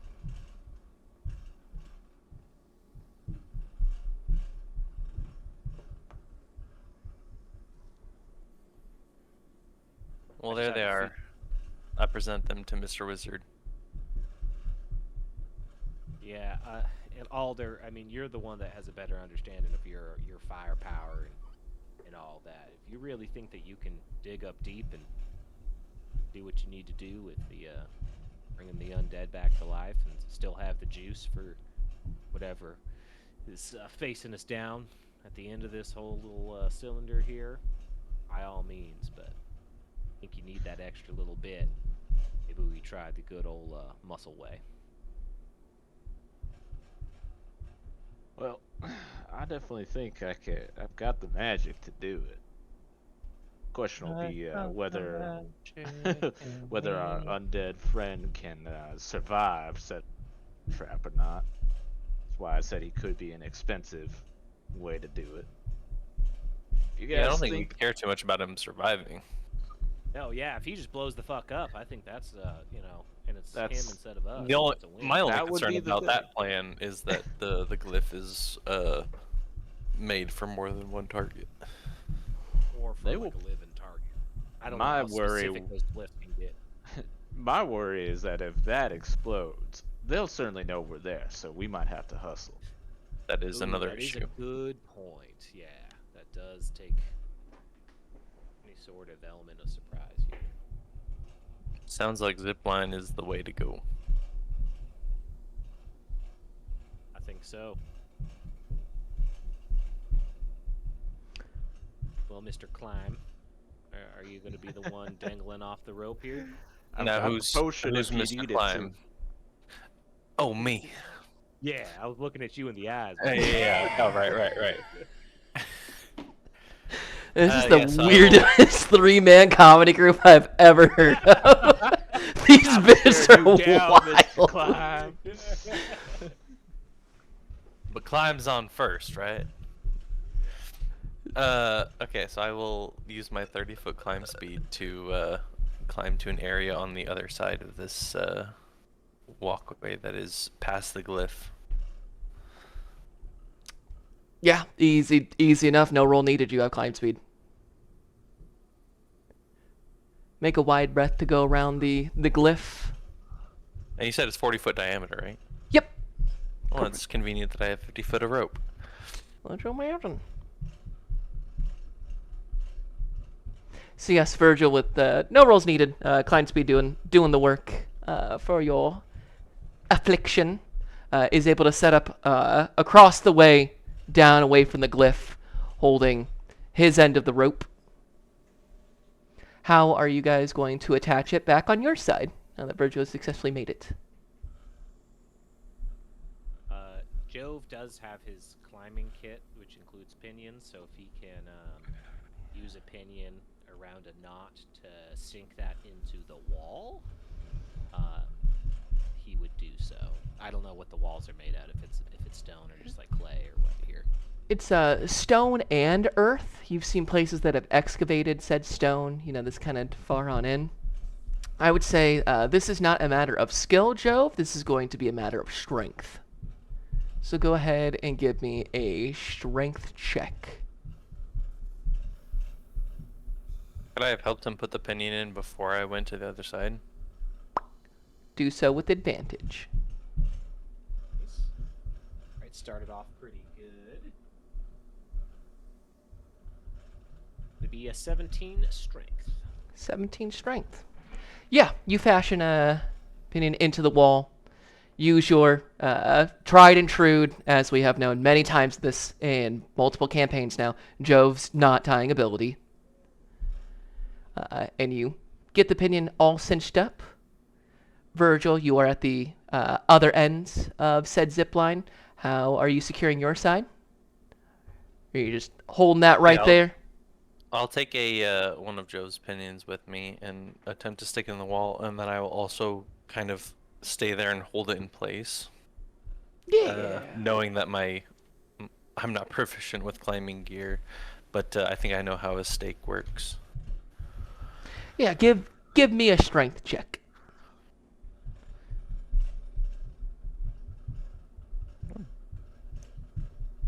22. 22. Yeah. Gunk. Gunk. There are 2 loud dinks. One from Virgil and Jove get the first pinion. A second dink of Virgil. You just lock that pinion right in on your side. The rope feels nice and taut. Now the question is, who's going down the zip line first? Send Luca down, then he and I can be a cushion at the bottom. All right. And I will hold the pinion until he is basically at me, and then I will attempt to brace for impact. And What what do I do? He's a really good climber. Jove will, I think probably take his bedroll and roll it up like really, really tight and kind of loop it over the top of the rope, kind of hang it down like it's a horseshoe, and say to Luca, "All right, buddy, you're gonna hold on to this as tight as you can." And you see old Virgil down there. You see your friend down there. Uh-huh.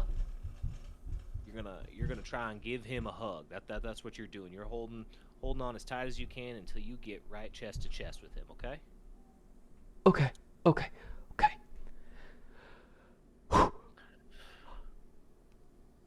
And I'm gonna have him roll. This is not about. This is just a. Does Luca have the strength to hold on for the zip line? Is this die actually not balanced? Because that Is strength. it another 19? Yeah, it's athletics, and so for him that puts that at. I mean, he only has one differentially, so that's a. For him, that is a 26. Strength is not a problem as he holds down. Instead, Virgil, give me a strength saving throw as his body's coming in fast. Oh, I only have a +7, so that's only a 19. It's only a 19. That is more than enough. As you see him come straight through, holds it nice, holds it tight, and as soon as he sees you, he lets go and poof, like a bear hug between teacher's husband and General Armstrong. It's fine specimen, but with much more care. Luca has successfully made it across the zip line. That was fun. All right, buddy. Well, here's the best part. You get to hug both of them as they come down too. I'm gonna be holding this here rope in place, and you get to hug them and catch them as they do exactly what you just did.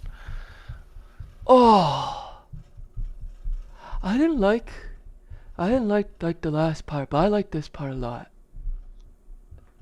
Last part Well, was scary. the last part was necessary to get to this part. You understand how that works?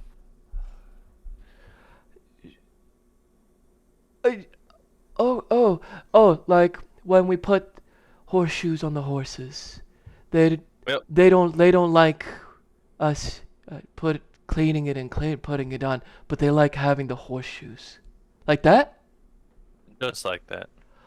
Oh, okay, okay. So there, this is the horseshoe. I like horseshoes. Okay.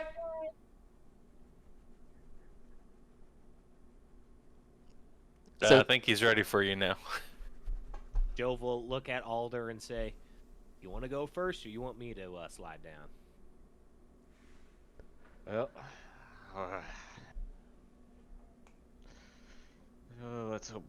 let's hope I can just do this. All right, Alder.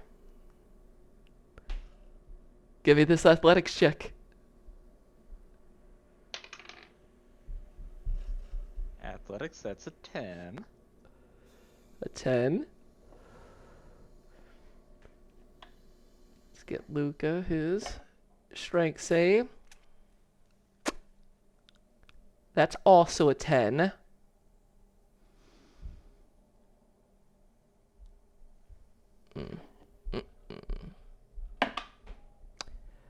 You both are going to take 6 points of bludgeoning damage as you full speed are barely able to hang on. Luca's barely able to catch you, but you slam full force. And it is not an easy, gentle, this one. This pushes Luca back, the impact, not expecting how fast and how sharp your not nearly as muscular body is compared to the rest of them. There's not any of that extra cushion there. So like a dagger coming out of the darkness. And Luca only has that 30 feet, so you can kind of see where you're coming from, but the distance messes with him. And with the 10 and 10, you'll both take 6 points of bludgeoning damage as you knock him into the wall. You get to the other side, but a little bruised up than you were anticipating. Sorry, Luca. Did not expect that to go that fast. Oh, you're so pointy. Yeah. Got me right in my tummy. Yep, my elbow don't feel good right now. That is not funny. Ooh.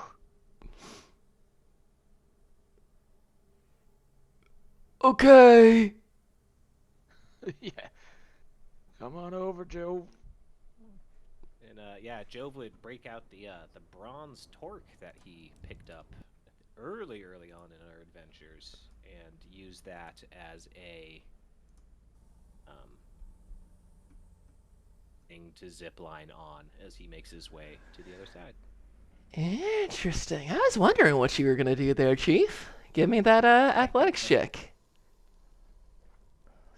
Strength save. Ooh, there we go. Athletics, that's a 25. And Luca doesn't quite get to your heights, but gets a dirty 20. And this time, you have much more beef to you, Jove.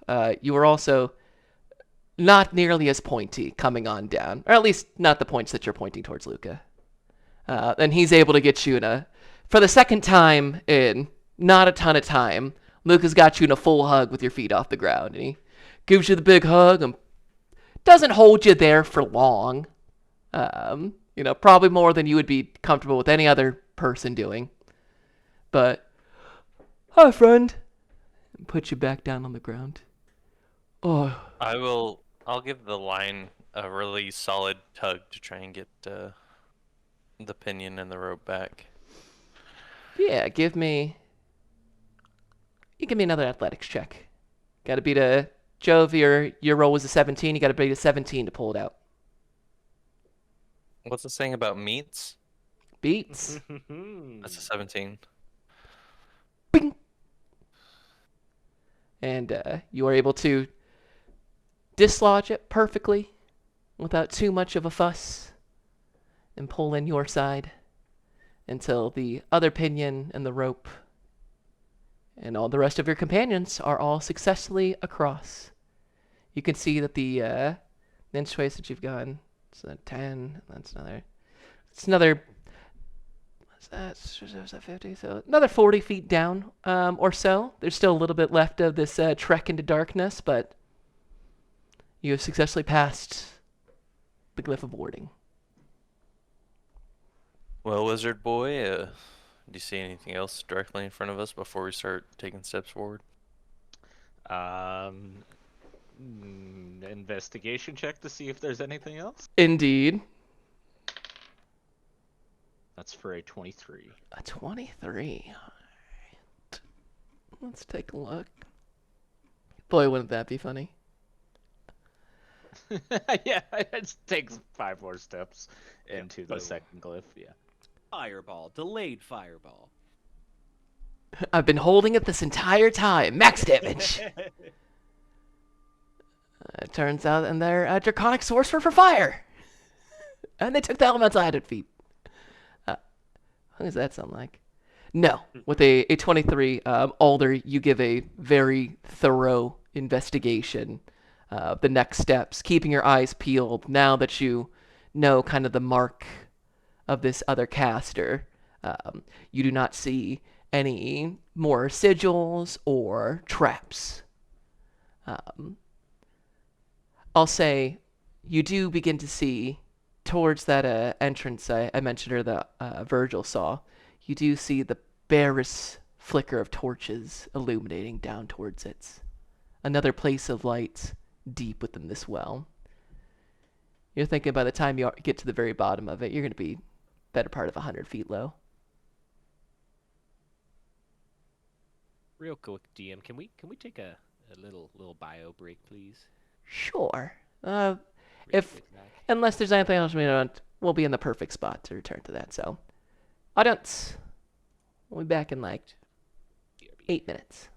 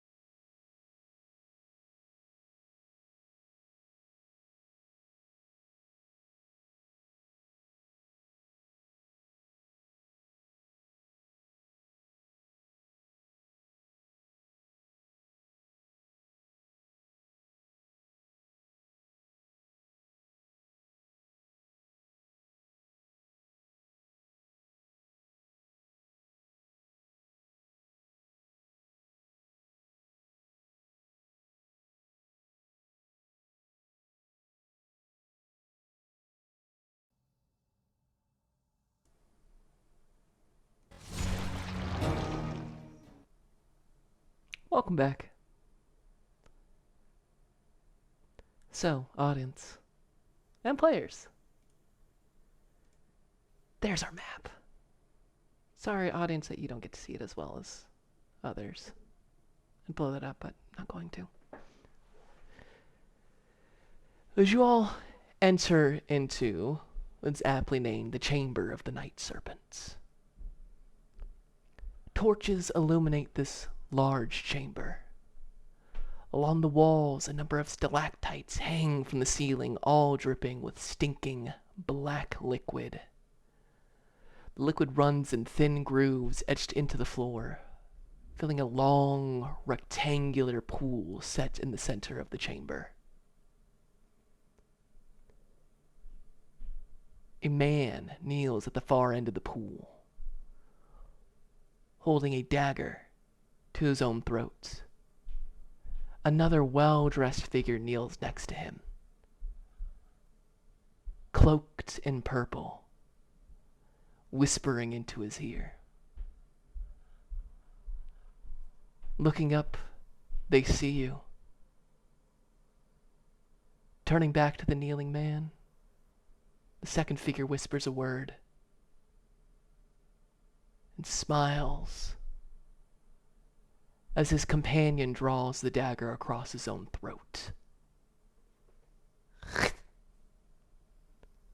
The man's screams of pain are quickly replaced with the grotesque gurgling sounds as he pitches forward into a pool of black water. And from the end closest to you all, 3 figures rise.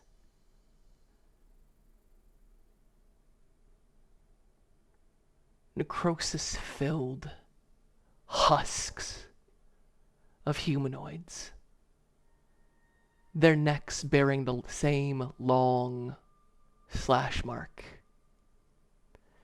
and ripping through it, a necrotic-looking snake, as if this snake has wormed in and puppeted these 3 figures in front of you.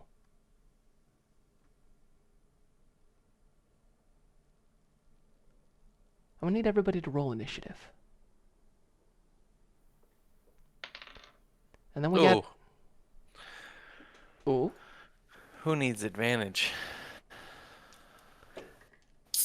Not you, I guess. It's not me. No, I'm gonna switch The it first time I haven't rolled like a single digit in a while. over. Okay. that's As gonna far as take a- initiatives go. So... Well, snap.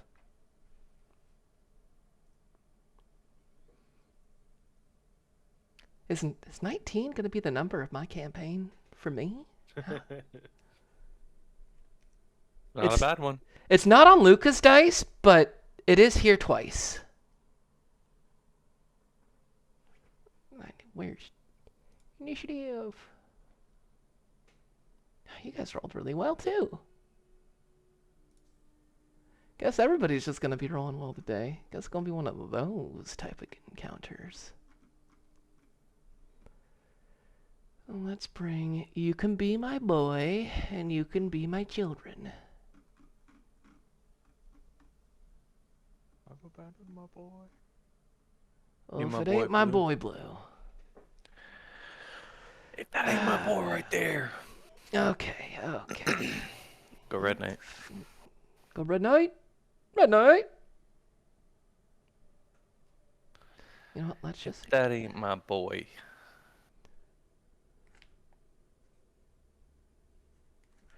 So we'll have all of them go.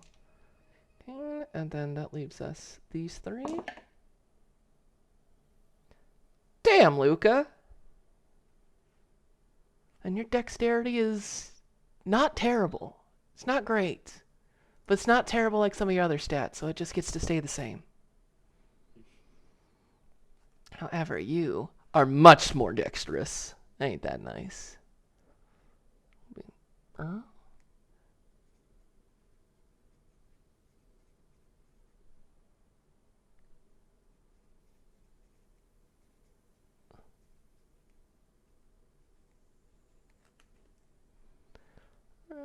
And then...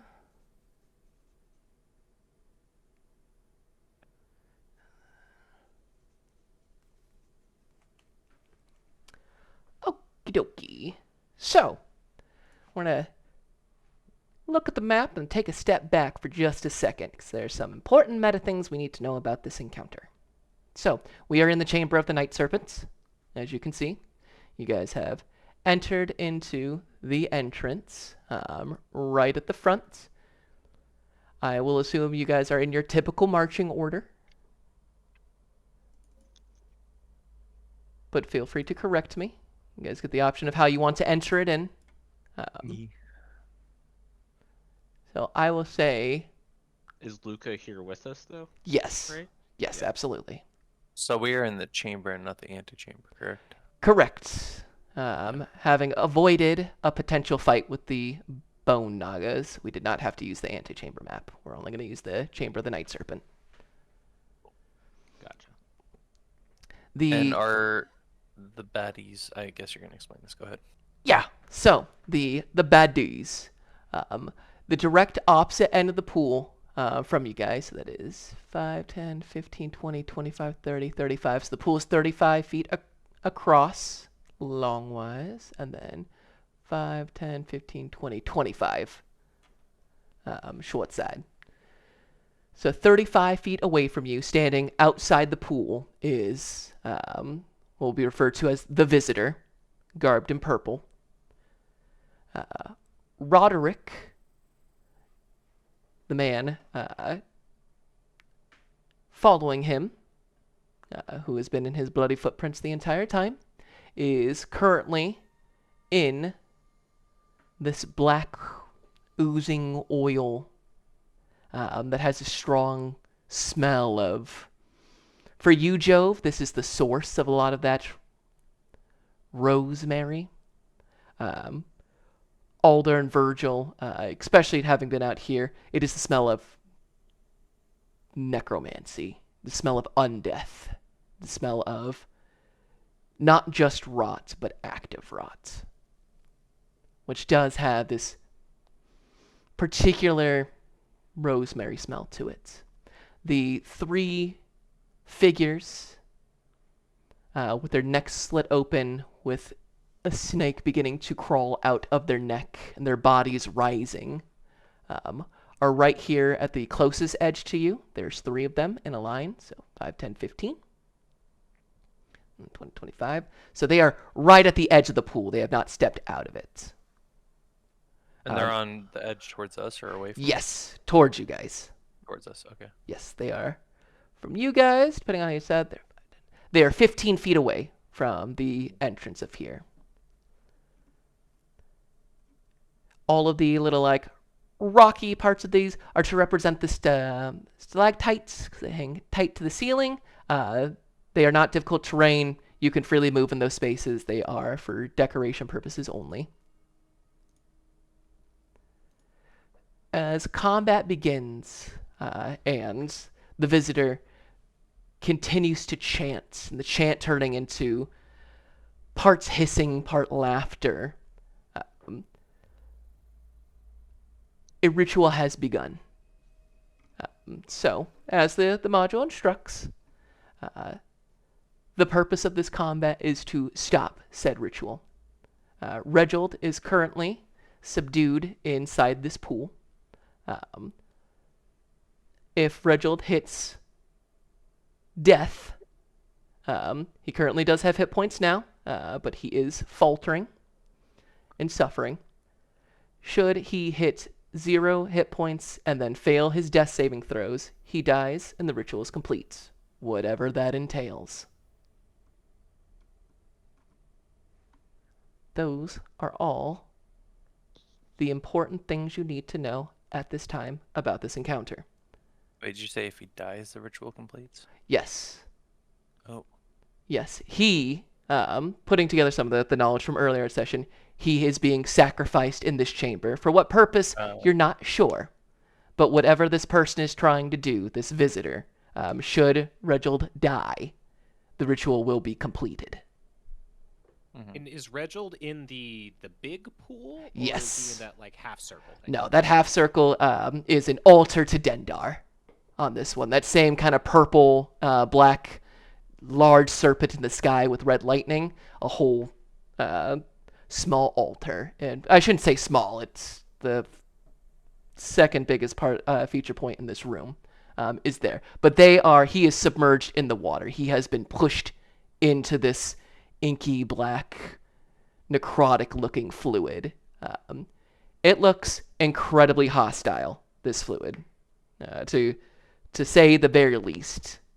Like ferrofluid and acid mixed together. It is incredibly opaque and dark, and as Reginald's body is thrashing in it, as he is trying to lash out from it, he's beginning to sink. And the parts of him that sink are opaque, to say the least. That's the information we need from the meta as far as this one. Does everybody understand kind of the scene that is being set up? Here's one more quick rundown of Go for it. everybody. So there's us at the entrance. There's Indeed. 3 at the head of the pool towards us. And Yes. there's 2 at the head of the pool at the other end. One of them is the bad guy, and the guy's being sacrificed. Correct. Okay. That is all the major players. You guys tell me how you would like to enter. There is plenty of space. So I'll let you guys, as we do, kind of set yourself up. It looks like it is 5, 10. What's that? 5, 10, 25. Yeah, it's a 15-foot across entrance. So you could stand 3 at attention. So however you guys want to enter, whoever you want to be your front line, or put in your back line, or put in whatever position, that is entirely up to you guys. There's plenty of room. Are we right at the like we're still basically like in like the little hall? I wouldn't let you guys be any further than where you see the stalactite symbol starts. That first 5 feet in the room, that's as far as I would say you guys get in. Yeah, I was thinking that we come in like a 4 die pip with Jovani in the front and you and Luca in that first space in the hallway. Okay. That should work, yeah. Excellent. So, as combat begins, this felt so appropriate, so I'm going to use this.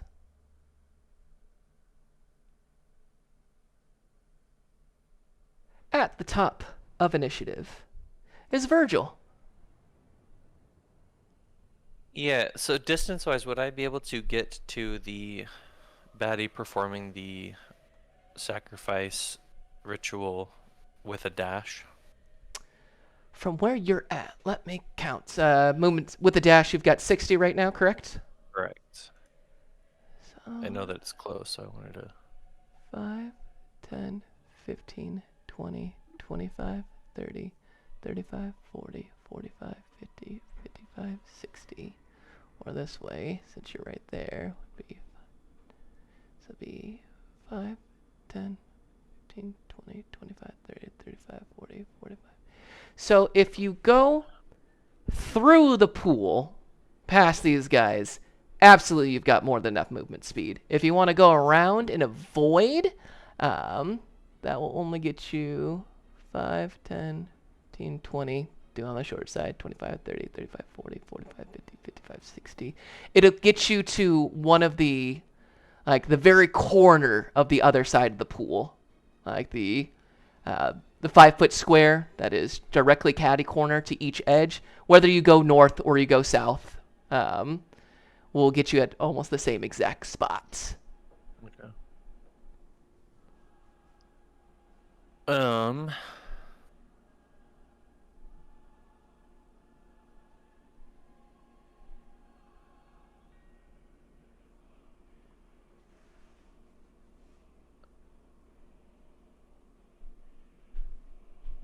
Yeah, okay.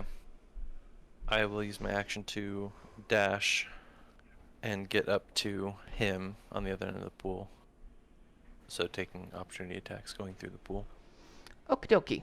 So, they're all three together, so they'd all get a shot. Let me read something real quick.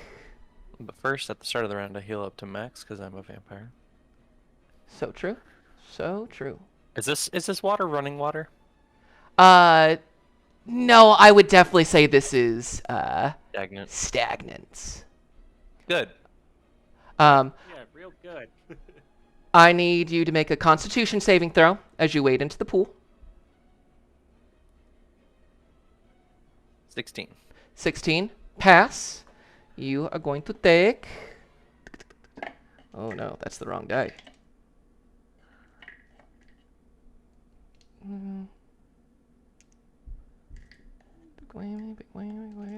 I know I have one more of these in here. I know for a fact. You can't do this to me. Where is the Flavonius one? There you are. I knew I had 4. Alright. Not great rolls, but not terrible either. 16, 19, cuts that in half. You take 10 points of necrotic damage as your legs enter the pool, as you feel whatever life force you possess begins to be sucked into this pool. You feel the vitality of yourself sapped, and a coldness that seeps into you that you have not felt typically since your transformation. The snake whites are then going to make their attack of opportunity.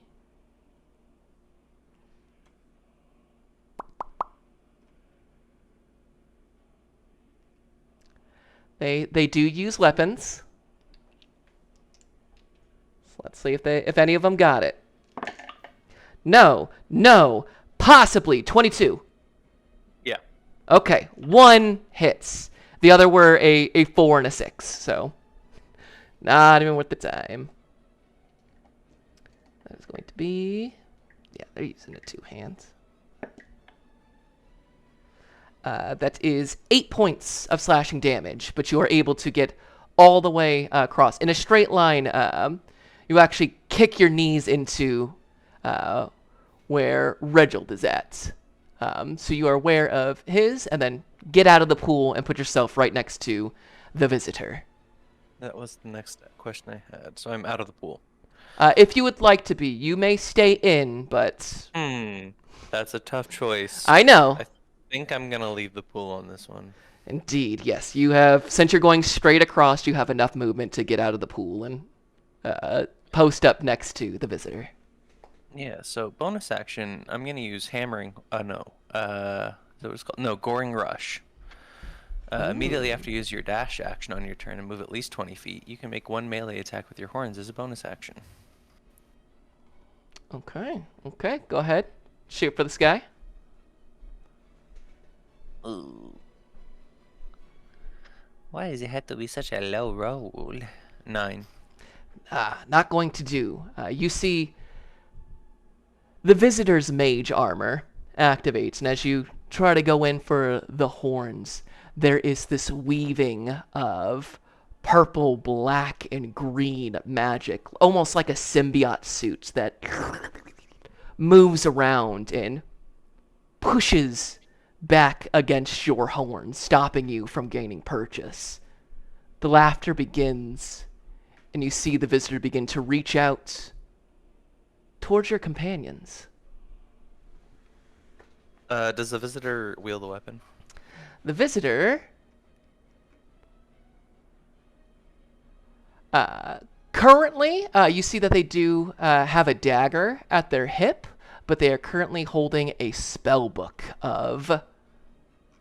There's a specific description of this one. A spell book made of... Where'd you go? Spellbook with thick brass rings, holding onto a number of brass plates. It seems to be entirely made out of metal. Seems to be disarm worthy. I'm gonna action surge Let's see and it. attempt to smite him with the war pick. 17. 17. Make me a wisdom saving throw.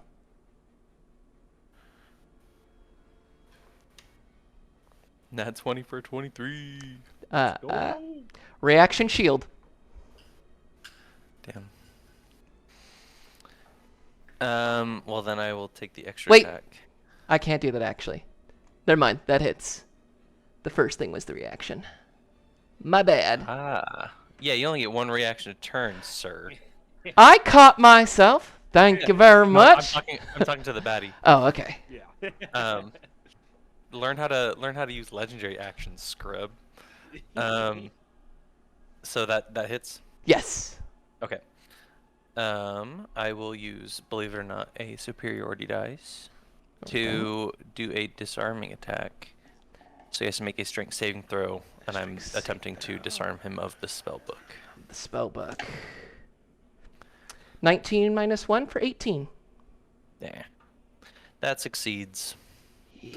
But he does take, oh my goodness, 17 points of silver piercing. 17 points of silver piercing. You got it. And then the extra attack that I get for my action surge. And that's very bad. So no. Heard. Yeah, the first one strikes through. You see his eyes flicker like that of a serpent's for just a moment as you go to make that first strike. But you are steeled against such magics at this time and push through and drive your silvered war pick straight into the chest, hearing a satisfying and a spit of blood comes up from their chest or from their mouth. I will turn back to my allies and just shout out, avoid the water if you can.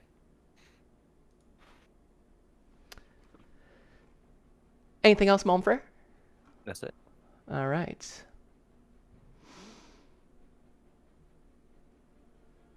The visitor. Yeah, what does we want to do here?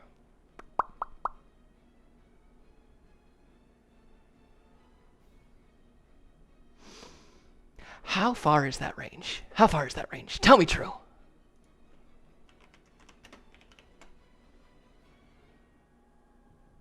Ah, tits McGrits.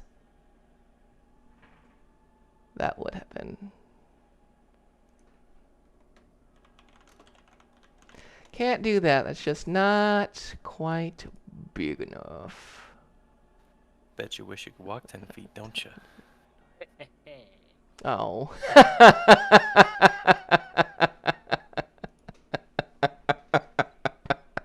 Walking.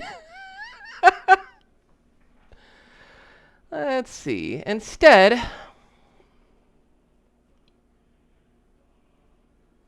yeah, I know what to do here.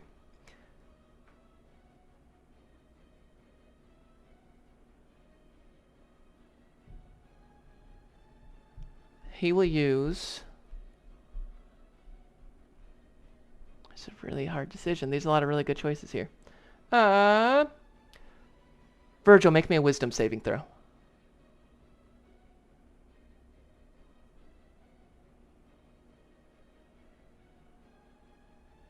$17 for 20. That'll do. As the whole person does not go. But as he points his hand forward, as there's another wisp of that magic towards you. Towards me? Yes. His eyes flicker, and you see that once again that kind of magic washes over you, just for only the moment. But as he I'm points, asking for sentinel purposes, because magical attacks count as attacks on it was allies. not a magical attack. But as he puts a hand forward, you all begin to hear a roar. A monstrous, ghostly, confused, and angry roar. It is so loud and echoes through this chamber that, Virgil, you cannot help but to turn your gaze towards where he is pointing. Alder, Jove, you turn to Luca. And the roaring is coming from his chest. You feel it shake the ground by you. Alder, a horrifying memory pops into your mind. A familiarness with this sounds. As Luca's body is hoisted into the air and begins to float towards the visitor.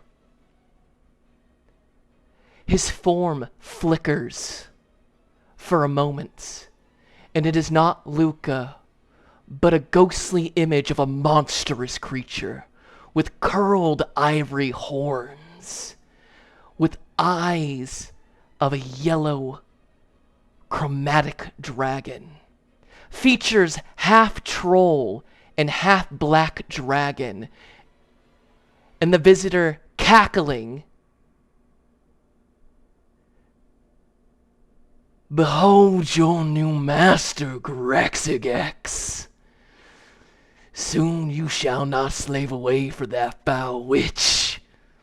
Soon you shall belong to me. And the first thing we're gonna do is sacrifice all of them. Especially you, Alder of the Lost and Found. And Alder, the ghostly visage of the half-troll son of the black dragon Thrastragul, is manifest in front of your eyes once more, possessing the very body of Luca, and now being dragged closer and closer to the pool, suspended 10 feet in the air, as it now moves to Luca/Graxigax's turn, and without any ability to fight the current ritual. His full movement speed is moved 30 feet, past over the heads of the snake whites, as he hovers above this inky black liquid. The son of Thrastragul roars in protest. And as it switches back to Luca, you see fear, a straining of all the muscles in his body. Much like you, Alder, where you were paralyzed in the swamp, you see his muscles contorting, rippling, his form turning red, switching back to the figure of Graxigax. The two flickering, the gloves finally falling off of Luca's hands into the inky black pool with a psst, as they are lost from view.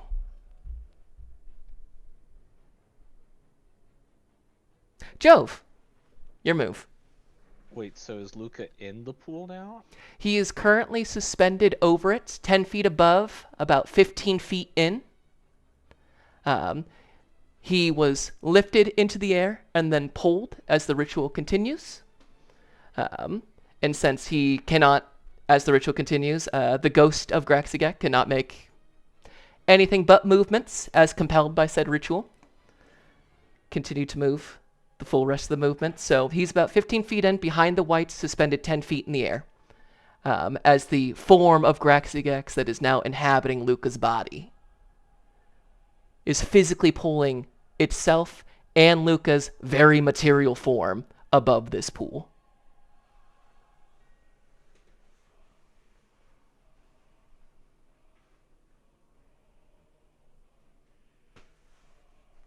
But yeah, Jove. Yes. Jove.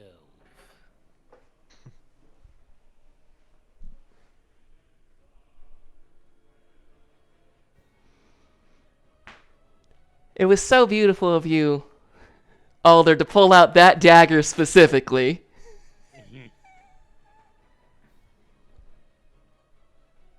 And to give it to Luca. That dagger housed the ghost?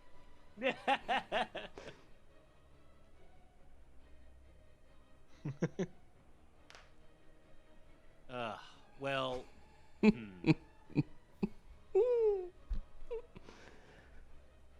spread as we are, I don't feel like Jove wants to leave Alder without a blocker here. So, if Jove was at the edge of the pool, would he be able to make attacks into the whites that are in there? Yeah, for sure. Okay. Then for the time being, he is going to move up, heeding the advice of Virgil and not getting into the water at this point, but trying to take up some space for Alder. He'll go ahead and use his bonus action for his last rage of the day. I feel the and rage. Turn into the quarter wolf form, and all right, we're just talking three baddies in a line right here. Mm-hmm. He will go after the center one. Let's see it. Okay, attack action, first attack. That is a 13. It's a 13, he says. A 13. Not gonna do. Okay, and then the second attack. Even worse. Cool. 2 misses. 2 misses. Yeah. Cool. Oh no. Yeah, Jove, you stab into the snake whites, and you feel your weapon pierce through the empty spaces of it. What is truly animating this, and whatever is left of these what appear to be former sacrifices, is oddly thin and leaves places for your strikes to just miss so. That would have been brutal on a living opponent.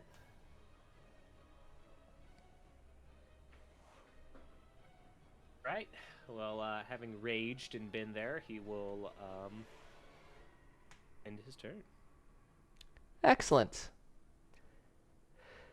It is all the whites' turns now. As all 3 of them have an assigned target. It's great. So, one's heading to Alder, so past you, Jove. You may make an attack of opportunity. I will indeed. Perfect. Go ahead. Action.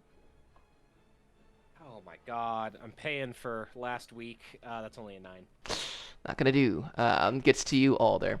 One is going to stand and deliver with you, Jove, while a third one is going to head back towards its master and head towards you, Virgil, since they don't have to worry about necrotic.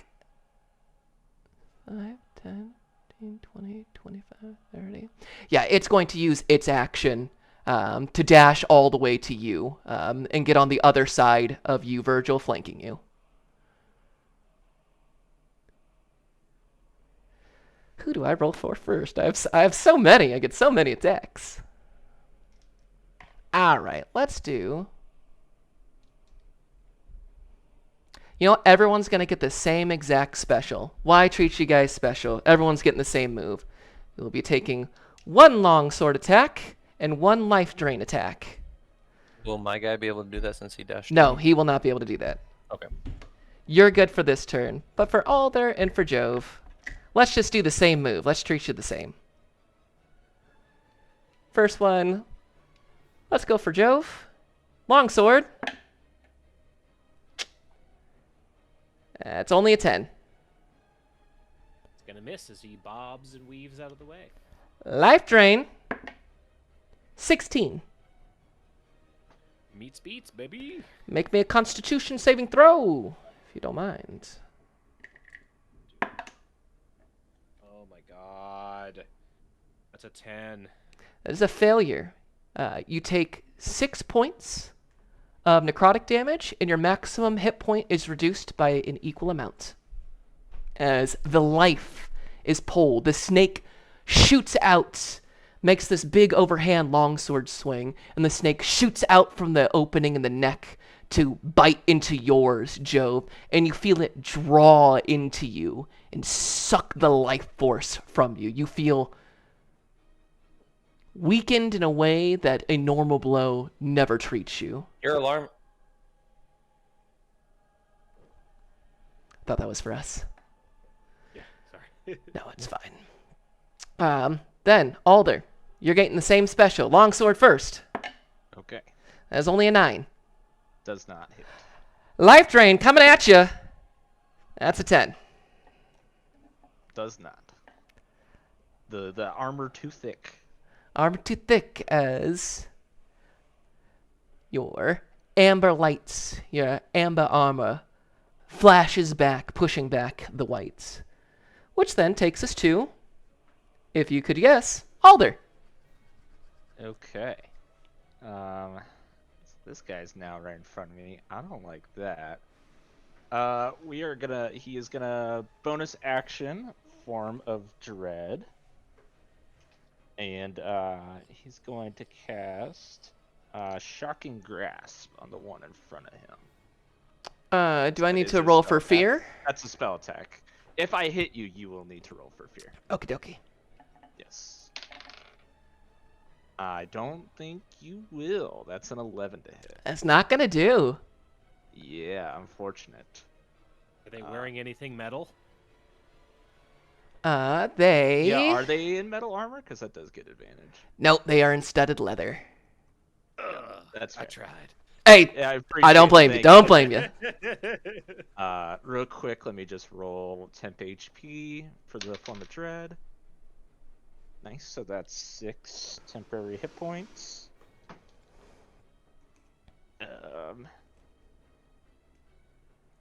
Okay, and then so I see where this thing is at. Alder is going to use his movement speed to like kind of pivot around it, basically. Like he won't leave opportunity attack, but he'll get it so like he's on the other side of it, inside of the chamber, if that makes sense. I see what you're doing, yes. So that you and Jove are back to back. Like, not actually back to back, but close enough. Yes, and getting him out of the hallway. Gotcha. All right. That's all for him. Yep. That is, at the bottom of initiative. Where's his ish? How much damage do you take, my dying man? Reginald.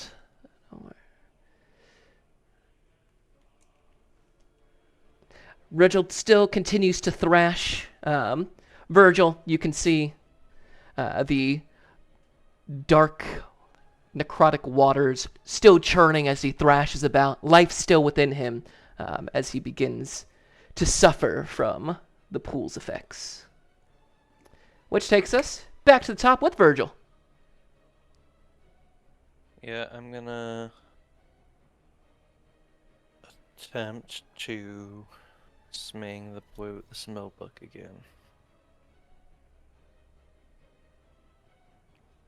Do it. 16. Would, but this time I am going to use my reaction to cast shield. Okay. This time for sure. Extra attack. 19. No. No? No, 19 will not do. Okay. Shield is still out. Uh-huh. Oh, I thought it was for one attack. No, shield lasts until the end of your next turn. Oh, I wouldn't have swung at him if I thought that. I have another dude right next to me that could easily swing at it. Can I do 19 at the serpent then? Roll me Arcana. I've used shield on myself. That is true. Actively. That is true. Okay, I'll give it to you. Yeah. Okay, 19 on the serpent. 19 on the serpent, that will hit. Okay.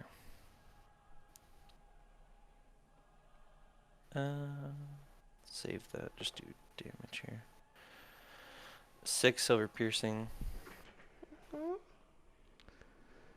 And then I will bonus action to rally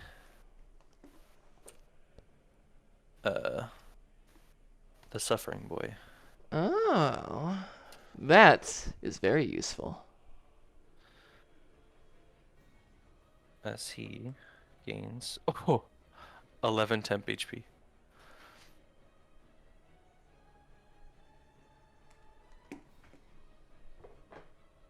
Yeah, that'll do. That will indeed. Yes, that doesn't take away some damage, but that does buy another round. All right, most excellent. Yeah, and I will end my turn there. You got it. A blow to the snake whites. Some words of encouragement to the suffering man. Reginald is now down to the visitor once more. Let's use that bonus action to continue pulling Gracky back to the center of the pool. What does he want to do here? You're being a real pain in the ass right now, Virgil.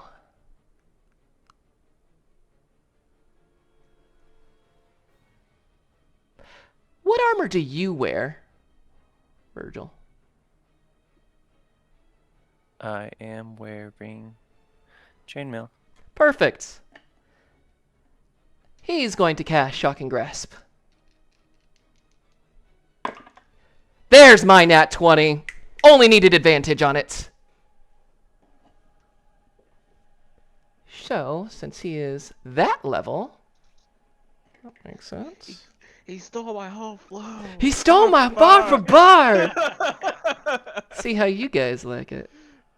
Let's go. Oh, one of those is poop. You take 22 points of lightning damage. How many? 22. And he is going to leave your area. He's gonna try. Sure, you can't take reactions. He gets to, yeah. Oh, that's right. Yeah, forgot about that. Indeed. He's a smart guy. This guy's got knowledge. This guy can think. So what's the most to get you away from us? So let's go. It's right there. Go 5, 10, 15, 20, 25, 30. Yeah, he'll get to the corner edge of the pool. His eyes still fixed onto Luca/Graxigax, leaving you tangling with the snake white, which then takes us down to Luca, who is now perfectly centered in the middle of the pool, still suspended 10 feet in the air. His form flickers back and forth, going out from cries and calls of Luca trying to scream through this force possession right now to Thrastrogales. Can I have everybody go ahead and give me insight during Luca's turn? 15. 14. 15, Crit 14. fail. Crit fail. Alder, rage. The only thing you're feeling right now, rage. You're literally, in many ways, your old enemies in multiple ways are here to haunt you. The only thing that you want to do right now would be to burn that half-dragon a second time. But you got to deal with these whites first. Virgil and Jove, with your insight, you can see that Luca is certainly in pain, in a very precarious position. But what you also notice is that Luca and Graxigax are both crying out in the same fashion. It is not a hostile for attack, it is fear and uncertainty. They are aligned in this moment, perhaps more. And you do not fail to notice that in Graxigax forms, and now beginning to appear on Luca in a ghostly shadow, is an empty space in the shape of a heart right over Graxigax's chest. The same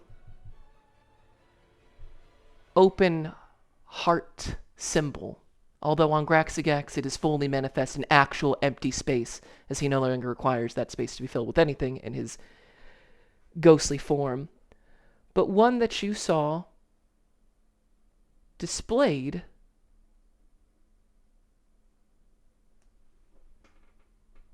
on Lady Falasenu.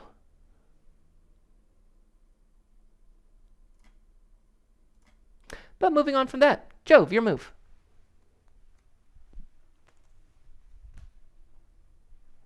Okay. Got this guy.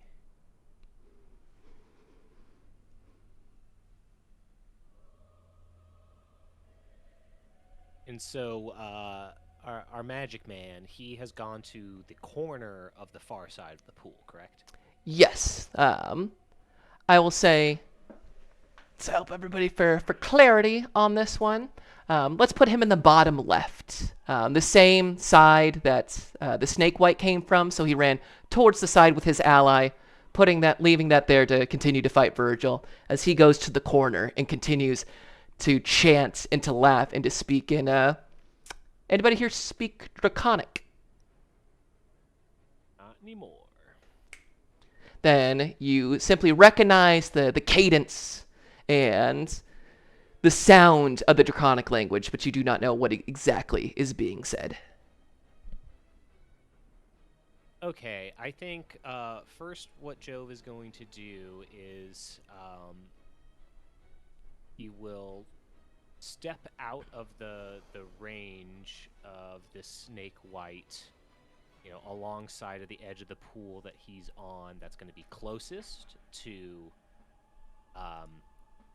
the bad guy. So essentially, he's trying to route around the pool to get to the bad guy. But first thing is he'll step out of the range to provoke that opportunity attack. See way.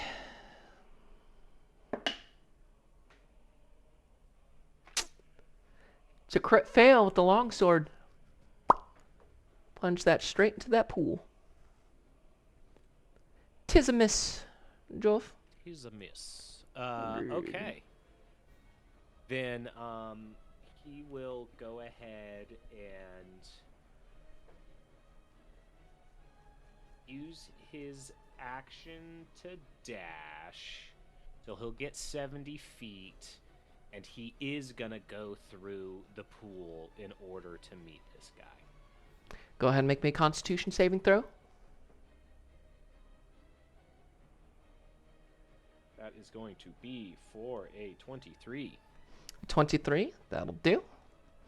So,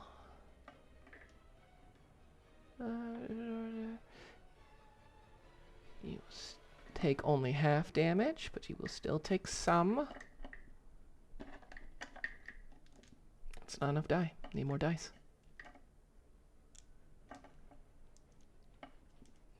There we are. Oh, you should be very happy you passed this one. This would have been nasty, Jove. So that is halved. You're taking 16 points of necrotic damage. Gnarly.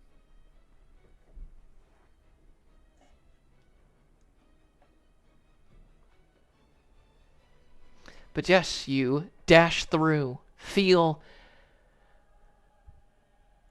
It's like being doused in icy hot straight into your soul, Jove. It is a burning and a cold sensation all at once.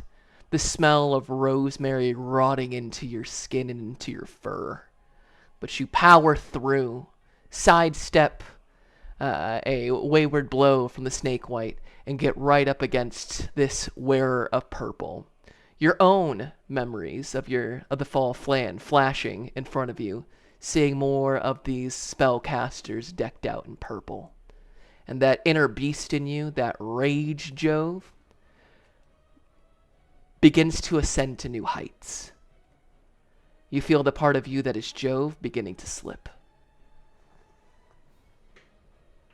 Yes, and the pain keeps the rage alive. Indeed it does. Makes that trek across and is now located behind this wear of purple. And that'll be Joe's turn. Perfect. Now the whites. Alright.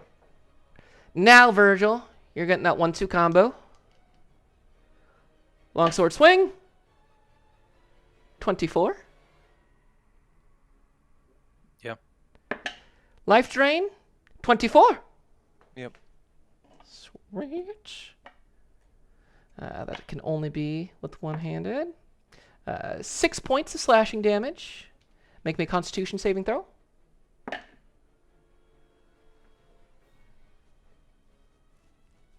20. Pass. That means you only take 7 points of necrotic damage, but does not reduce your maximum hit points.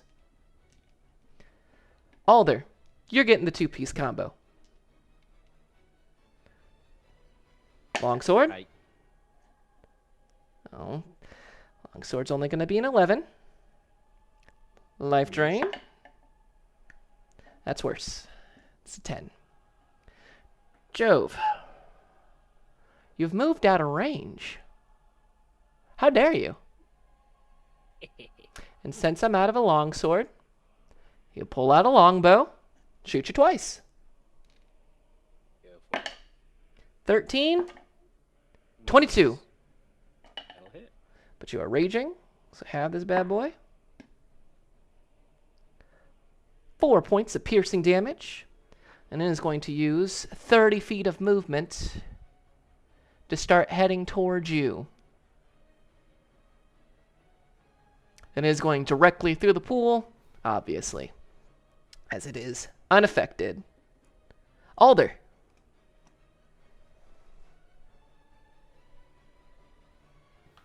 Alrighty. So he's still right in front of me here. Mm-hmm. Yeah. But I've circled around and now I'm facing towards the entrance and he's there, so yeah, he will bonus action he'll bonus action cast Hex on this guy. Put it strength disadvantage. Gotcha. Yeah, as that light swirls up in him. And again, he has that blight kind of look to him. And the power kind of just seeps up in the eyes and the mouth as a roar of that energy, as he will mechanically cast Burning Hands here as it emits. So please make a dex save. For me. Dex save, alright. I'm okay at those. Will a 9 do? No, it shall not. Okay. So that is full damage plus the hex. So that is going to be for 10 fire damage and only 1. Gotcha. 10 fire.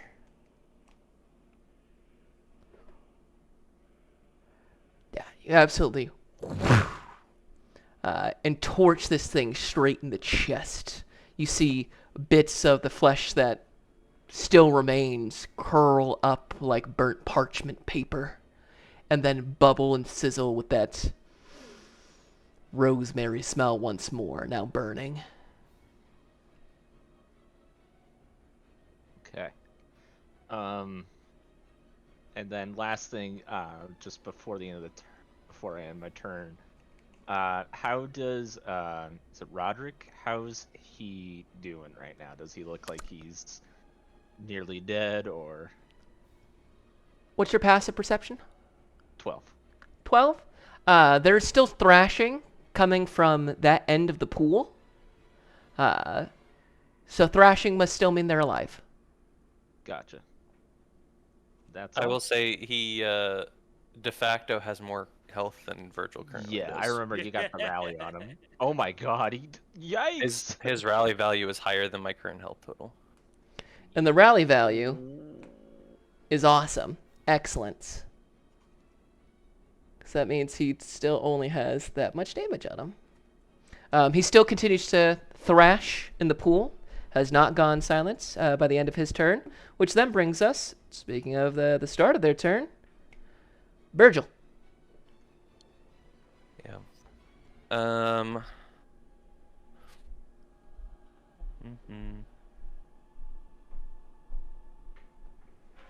going to smack the snake. Nate the Snake. That misses. And that's a 24. Yeah. Yeah, that'll do. Silver And pickaxe I will coming use in. a superiority die to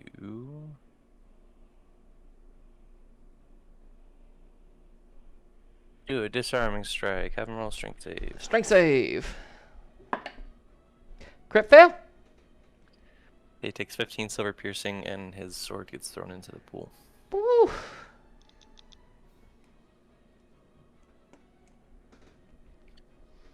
And then I will bonus action second wind. Nice.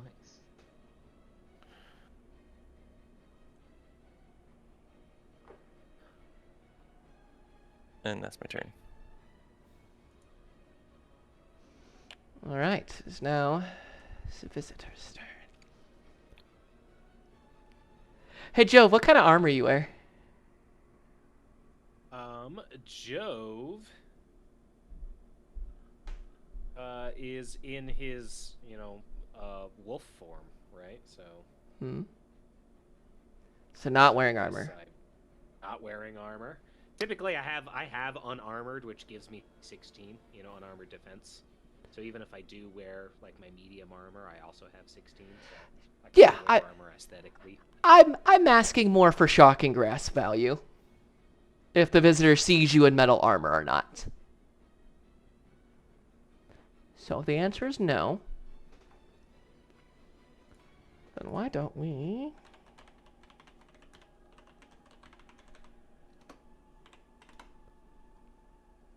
Because I still got plenty of juice. Plenty of juice. I don't like that. I don't like that. That's not the sauce. That's not the sauce. So...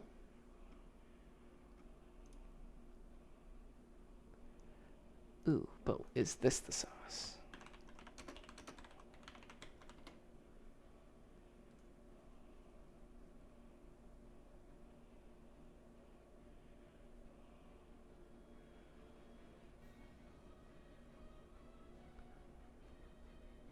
Jove, make me a wisdom saving throw. Okay. Come on, baby. That's a 10. That is going to be a failure. Jove, you are struck piercing out through the eyes, which reminds you of snakes, but as you lock gaze, the other eyes more akin to a dragon. A wyvern, really.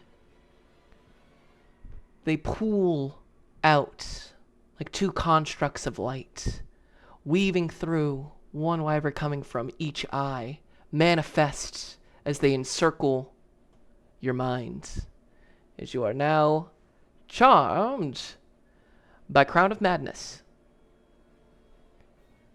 So, as a refresher, now that you have failed the wisdom saving throw, you are charmed. You see the glow of madness in Jove's eyes on top of his wolf of madness. The charmed target must use its action before moving on each of its turns to make a melee attack against a creature other than itself that I get to mentally choose. The target can act normally on its turn if you choose no creatures or if none are within reach. Subsequent turns, I may use my action to maintain control over you, or the spell ends.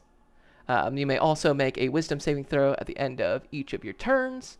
On success, the spell ends. And with that, he's going to attempt... Would that be nasty? Do I have that? Do I have that?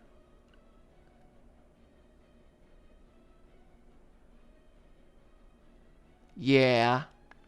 Yeah. Use his bonus action. And then it switches to Luca's turn.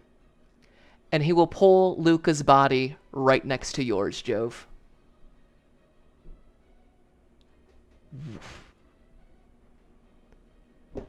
Speaking of which, it then hits to Jove's turn. Jove, I'm gonna need you to make a melee attack against Luca.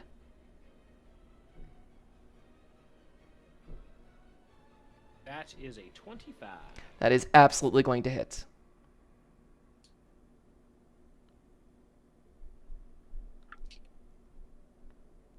That is for 12 magical slashing. You strike into Luca. In your mind, Jove, it doesn't feel like it's the visitor's prodding. It just feels like finally you're drowning. Finally, that inner beast takes full control. And in that lust, in that madness, all colors fade until it is only red you see.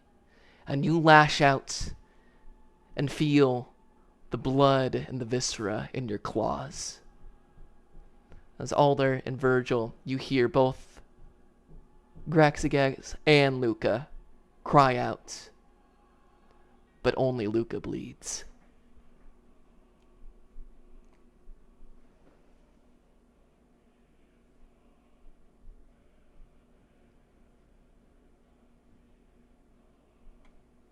So do I only have to use one attack against him, or The way that it's phrased is that it must use its action before moving to make a melee attack against a creature other than itself that you mentally choose. So, let me see if there's sage advice on this one. That's a good question.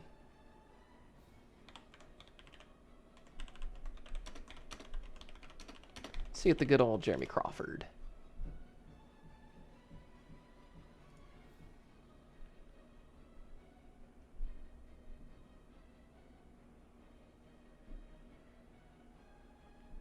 Yep, you've got your second attack. The first one is controlled by the visitor, but the second one is yours. Well, then he will.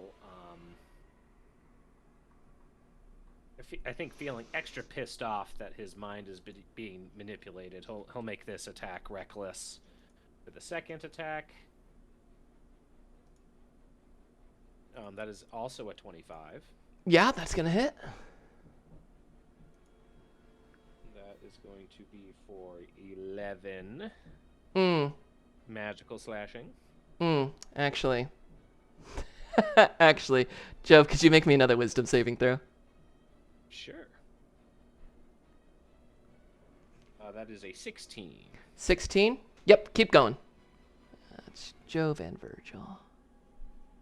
Okay, so that first attack was 11 11, gotcha. magical slashing. And then he'll use the bonus action for the extra claw. See. And that will be for 15. That will not hit. Who is this on? The visitor. The visitor? Make that a nat 20. Use the last port.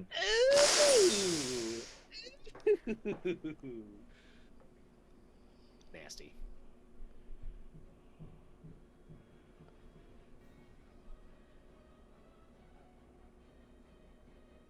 Ooh, and I rolled 1 off of max. Let's fucking go. Okay. That's what? 12, 17.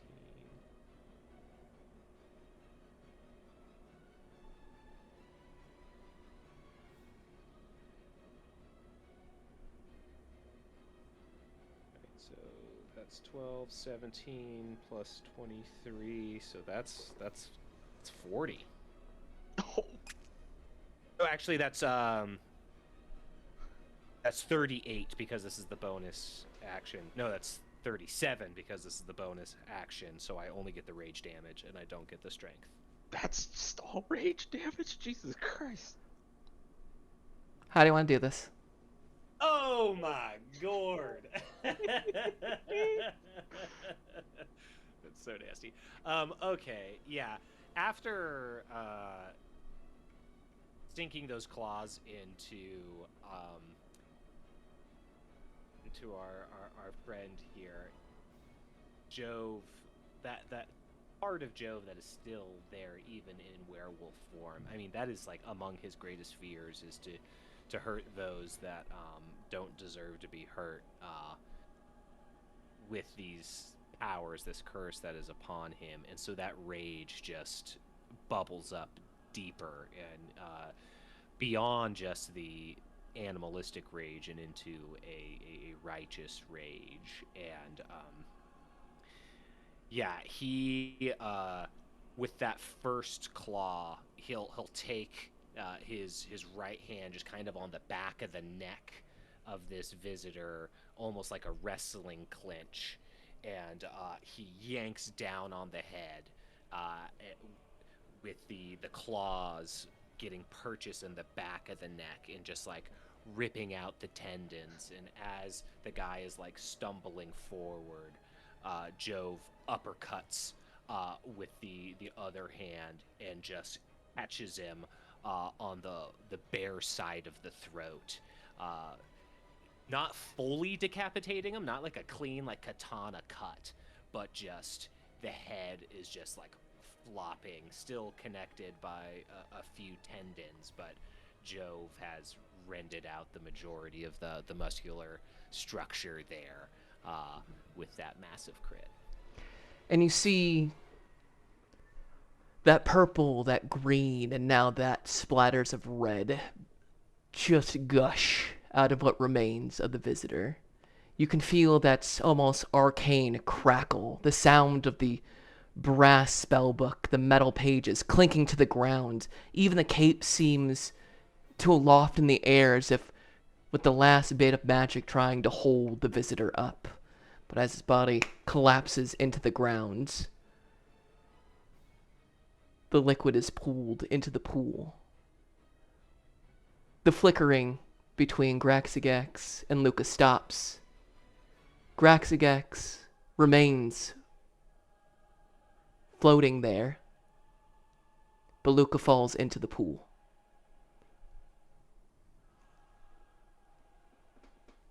Anything else from you, Jove?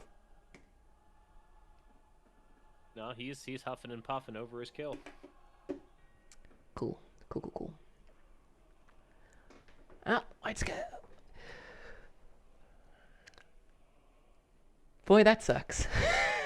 I forgot that you had that 20s.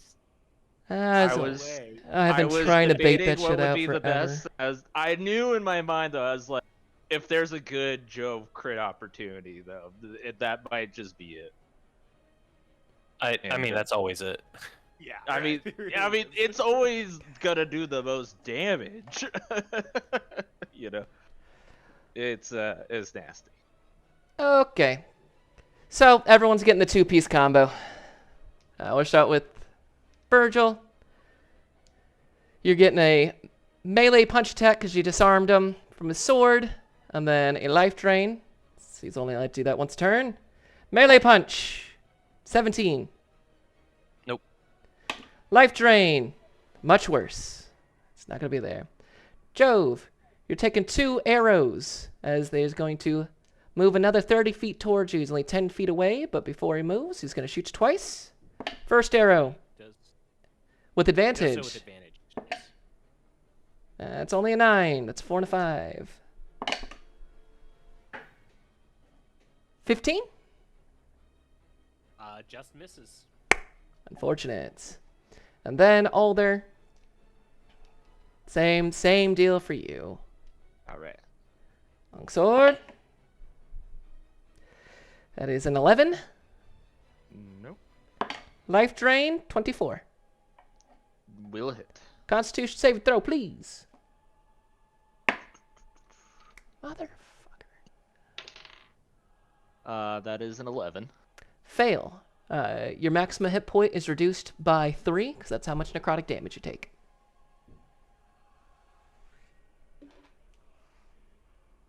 All right. Got it. Alder.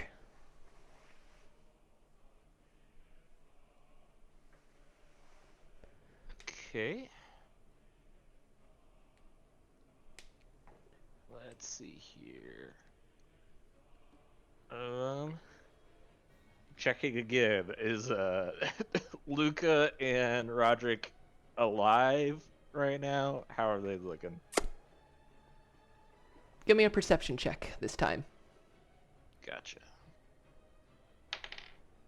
Ooh, that's a 21. Roderick is still thrashing about. Looks, thrashing about and is still alive. We're in that kind of moment where Luca went from being possessed to then being struck rather grievously by Jove, and then has now fallen into the pool. So you are seeing like his arms are still up. You've caught him in that moment where like his like knees are in the pool and he is slipping down. However, it's easy enough to hear the scream of pain, as soon as it gets to his turn, he's going to be taking some damage.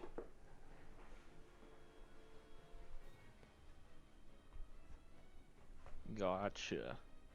Okay. Still really need to finish off this guy here in front of it too.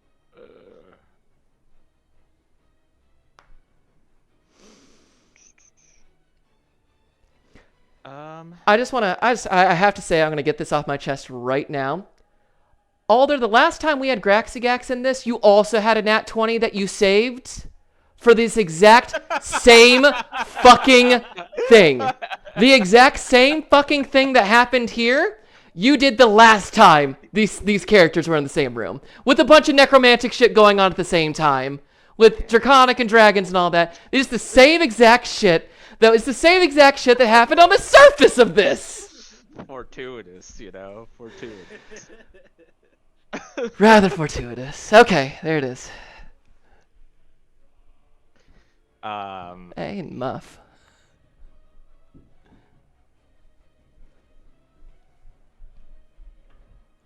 I guess my question then is my party. I know they're on like the bottom part here, I think, right near the pool. So, Where are they exactly? Jove is like one square to the right of the caddy corner, bottom left, because that's where the visitor was and had it moved. Then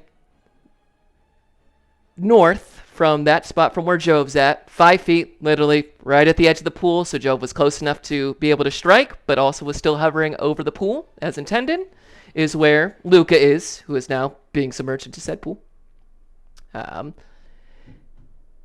Then at the exact opposite side of you, in almost a perfectly straight line, is Virgil, who is right on the edge on the left side next to a snake white. And that is the location of everybody. And then there you are on the opposite side of the pool with your snake white. The only unaccounted for is the snake white with the bow that is 10 feet away from Jove. I would say, for looking at the map, 10 feet to Jove's right, or, 10 feet closer to you, Alder.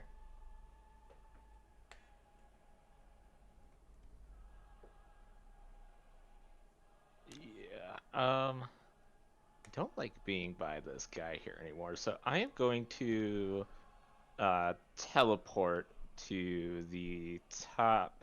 Well, we're gonna do Misty Step, move 30 feet. I'm gonna move towards like the top, like the north side. You of the got pool. it.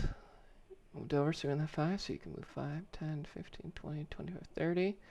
Yeah, you could be from the uppermost top right square if you've got the 30 and you were in that top right square because you went around and got out of the hallway, so it'd be 5, 10. Good. Yeah, from where you're at, that would put you, so if you were right there, because you swung around, so you're here, so 10, 20, 30. 2 squares to the left of the top right, of the upper top right corner. That's like caddy corner to the pool. Yeah, I see it. Yeah. There you go. All right. He will go ahead and teleport there. Misty Step, as he like almost in a flash of light condenses and then reappears over there. And he will cast Eldritch Blast still on the one that was by him, so that's 2 rolls. That is an 11, not gonna do. And and a. Let's see, that's a 22. That'll hit. 22 hits. Where'd my D10 go?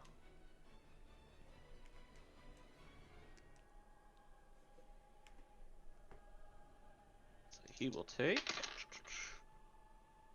almost max there. That's 10 force and 5 necrotic damage from the hex. Got it.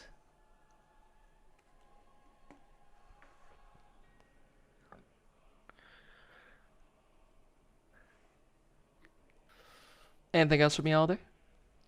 Yeah, he'll use his movement speed to head towards Virgil. So kind of like staying along. He's basically like gonna stay along like the edge of the pool.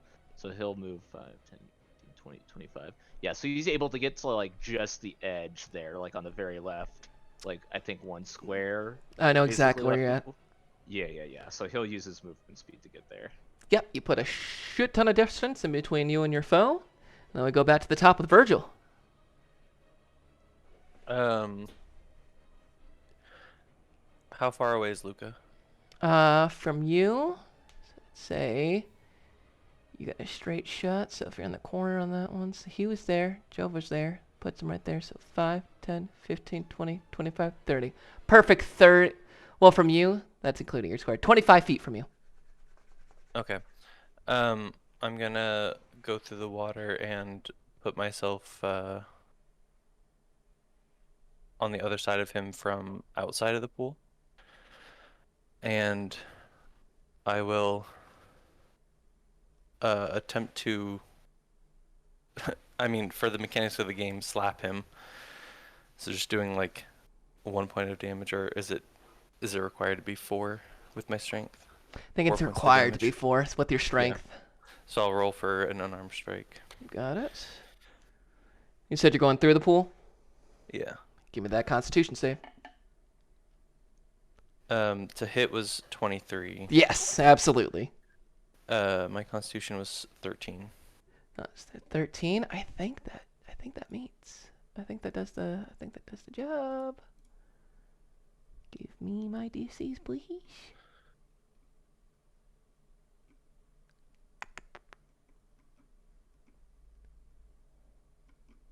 Donde? Yep, meets beats. So you take half damage. Let's get that one going again.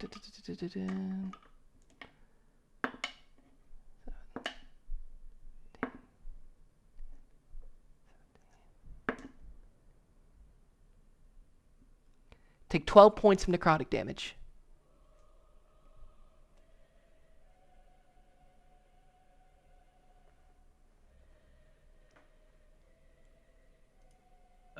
Okay.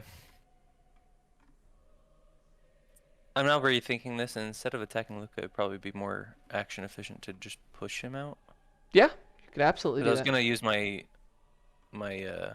hammering horns to push him out, but that would be a bonus action, so I might as well just go up there and push him. Whoa, too intense. So instead of attacking him, I'm just gonna push him. You got it. Uh-oh. I will just say, he has currently just been unpossessed and is in the middle of falling right now, so he loses and is easily pushed. Okay. Does that get him out of the water? From where the angle you're coming out of? Yeah, absolutely. I'm putting myself as diametrically opposite of the So- exit as possible, so my push would be going directly towards the exit. Yes, because if he Nearest went exit. around the opposite way, you would just push him straight into Job. He would just bounce off of Job back into the water. So, Yeah. yep, he moves that 5 feet that away. Was the snake next to me still alive? Snake, yes. So I do need to make an Then attack he of would get opportunity. Yeah. I'm gonna make with the life drain. That's only 14. You're good. Okay. So However- now that that's taken care of, can I get a check on who's still alive and who's where? Go ahead. Perception or medicine right now? I mean, they're very different things. I just want to glance at where everybody is, so I guess perception. Go ahead and give me perception. 14. 14. Oh, wait. I have advantage. That's a crit fail. 14. Roderick is still thrashing at this moment. Jove is literally right next to you.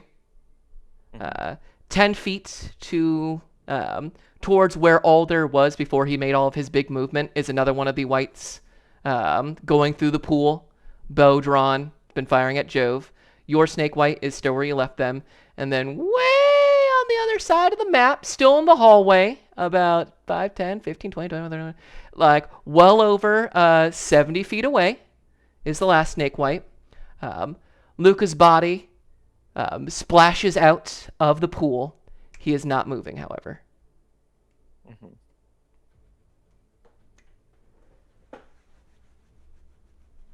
All right. Bonus action is all that I have left. So I will do the only thing I can do and rally. The valley. Yeah.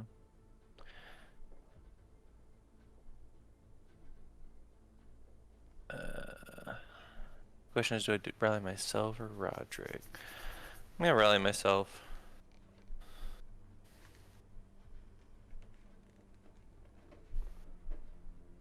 Nice.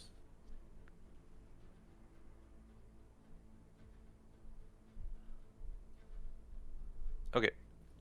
And then I'll use the remaining 5 movement to move towards the edge of the pool. Yeah. Perfect. Try and get out. That's my turn. Sure thing. It is then Luke's turn. Okay.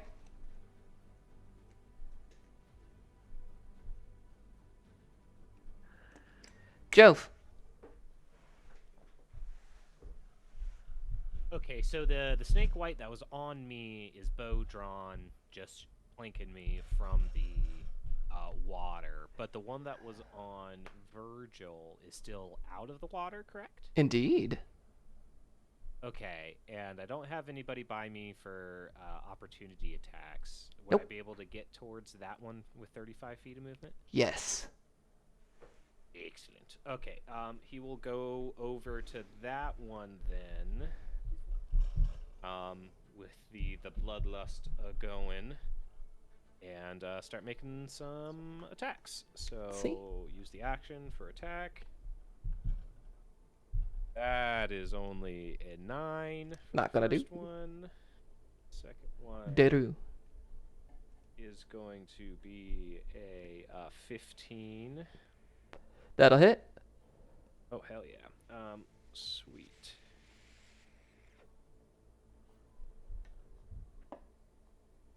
Okay, that is going to be 11 magical slashing. 11 magical slashing. You got it. And this is the one that was on Virgil.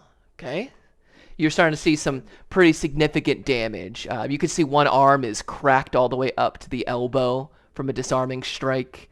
There are other major marks on the other side, and now you are literally chunking out pieces of ribcage. And then the bonus action attack was a 13. 13, not gonna do, unfortunately. He'll square up with this guy. He wants his back away from the pool, if that is possible, and so I guess his back towards the statue. And Gotcha. we'll call it there. All right. It's my whitey boys.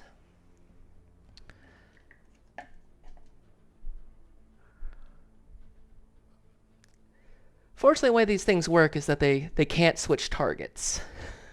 So, Jove, the one that was coming after you, is going to fire 2 longbow strikes. One is a nat 20, one is only a 12. At 20 hits. Ooh. Oh, but you're raging. Less 9 points of damage. Okay. And then this one is going to leave your area of attack of opportunity if you'd like, Jove, because this one is leaving you. Okay, I got a catch prize to a 23. 23 will hit. Nice. That is for 16 magical slashing. How do you want to do this? Yeah, as it turns around, it just Jove just slashes this thing down the back, kind of leading with the claw on the forefinger, as he just kind of like unzips this thing along the spine. And as it does, you finally feel your claws rake into that serpent in there, and you can feel that you unzip the serpent and the body it is occupying all in one single strike. As it falls back into the pool and moves no longer. Alright. And then there's the one for you, Alder. It is going to move 30 feet to get a better shot on you. And now you're taking 2 arrow shots. All right. 16 and 14. Those would hit, but we will use the shield. Okie dokie. Alder, your move. There is now remaining set 2, pass. right? Yep. There's one who has moved 30 feet closer to you. He's going the same path that you took, basically. Like, the exact same 30 feet following you in your exact path. So there's that one, and then there is the one that is near Virgil, who was following Joe's path. Suppose he would have also moved another 30 feet. So that would put him... Well, he's gone that way. They follow in the exact same direction, so... Virgil, if you'd like, you may make an attack of opportunity, as it follows Joe's exact pathing. So it's moved 10, 20... I missed.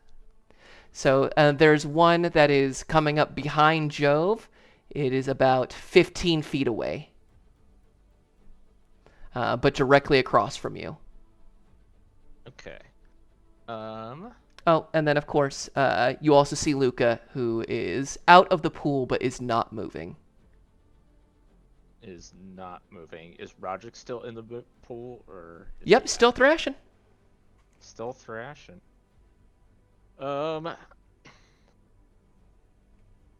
I just don't feel great about it. So, okay. So they're both on the far end of the pool. Just real quick, is Jove on like the left side, or is he? He's on the left side now. Yeah. Okay. Perfect. This should do that. Alder is going to actually break out one of the scrolls right now, and he's going to cast Mass Cure Wounds in the 30-foot spear there. Unfortunately, it does not work on undead, so it will not work on us, unfortunately, Virgil. But it should heal the other 3. So this would be for Jove, Roderick, and then of course Luca. Roll for your healing magic. Okay, It would so not that- take a high insight for you to know that the heal going to Luca is more important to Virgil than himself right now. So that is 3d8 plus spellcasting modifier. Since this is a scroll, would that still count for wisdom, or would that count as mine, the main primary one, Dom? I don't know how you want to do that. Interesting question. It's the one that's based on the spell, but multiple people can use that one, although it's technically always Electron instead of... Use your wisdom. Yeah, you've got to be the one that puts Use the the oomph into wisdom, it. Yeah. Okay, Well- that's fine. No, sorry. I meant your intelligence. While it is a well, wisdom-based spell, you are using your intelligence to read the scroll and cast it. okay, That's how. fair I'm enough. I know that's how we usually do it with spells, like even in other classes. I Mm-hmm. just wasn't sure if that would still carry over to. Yeah, it would only, I mean, non-spellcasters in 5e roll, I don't think can use spell scrolls anyway, so it's not really a That's problem with that yeah, one. that's fair. That's Baldur's Gate. That's Baldur's Gate coming into the brain. You need spellcasting. So that is gonna be, including all of that together, that is gonna be 24 health. Oh my lord. You get 24 health each. Roll an 8, a 7, a 5, plus 4 intellect. That's 24. 4. Hot dog.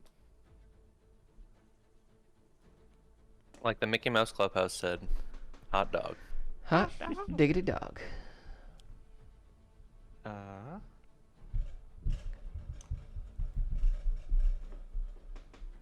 And he'll just use his movement to speed to get to like, because I know I'm standing right there on the edge. He'll move like just a little bit. He'll get to like basically the middle of the pool over on the left side. Okie dokie. And that'll be my turn. Well, first off, give me some flavor. If you're gonna use healing magic as a wizard warlock using a scroll, you tell me. How do you cast this, buddy? And not just like a casual healing spell. Like, you don't do healing magic. This might be the first time you've ever actually like pulled it off. Yeah, I mean, I'm thinking too, because this is not inherently No, magic as well. Yeah. this is It's- borrowed.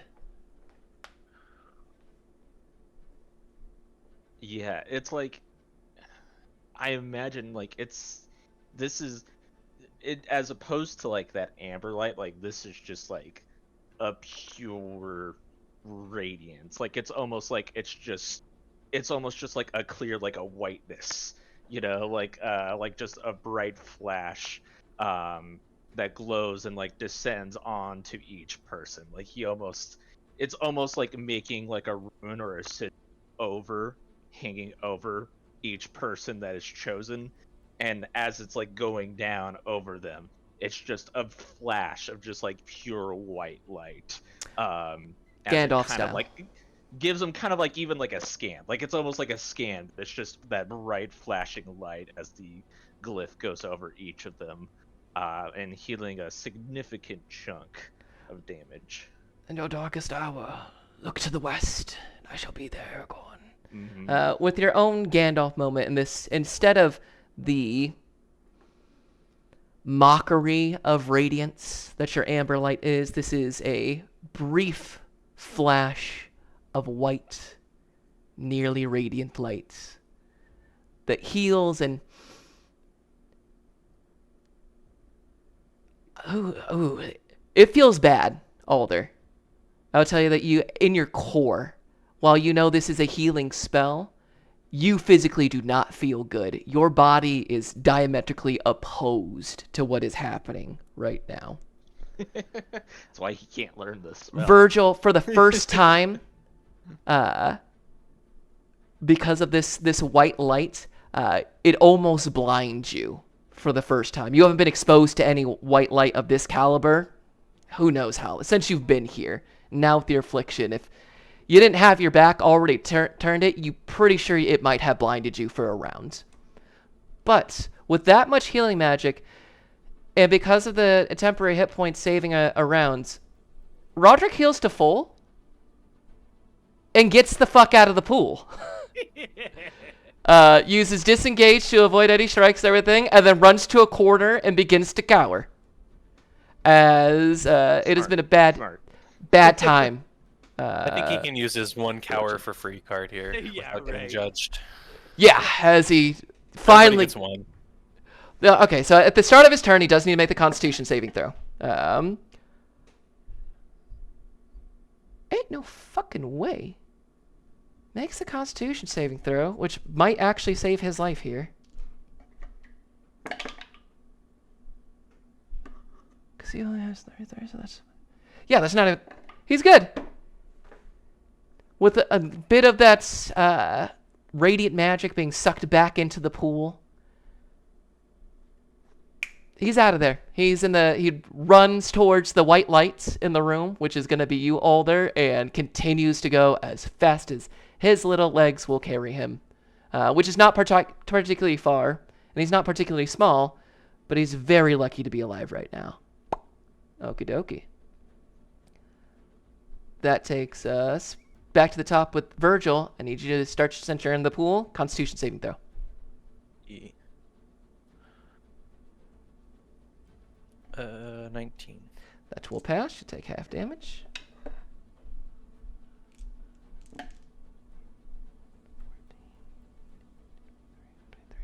Halved on the DM. 12 points of mantic damage. Necrotic. Sorry. Know how to add the mantic in there. Okay, and then I heal 5 with vampire. I will use my movement to... Where are the remaining whites? There is one 15 feet towards your right that is following after Jove, and there is another one from where you're at, the better part of 60 feet away, heading towards the north side of the pool, that is going after Alder. Okay. And where's Alder? Alder is in like the left, like center. He's probably what, from where you're at in a straight line. That's gonna be 10, 20, 30, 40. He's probably about 35 feet away from you if you went in a straight line, but you would have to cross through the pool. If you go all the way around, closer to like 50 feet away. Where am I? You are in, so if we look onto that pool,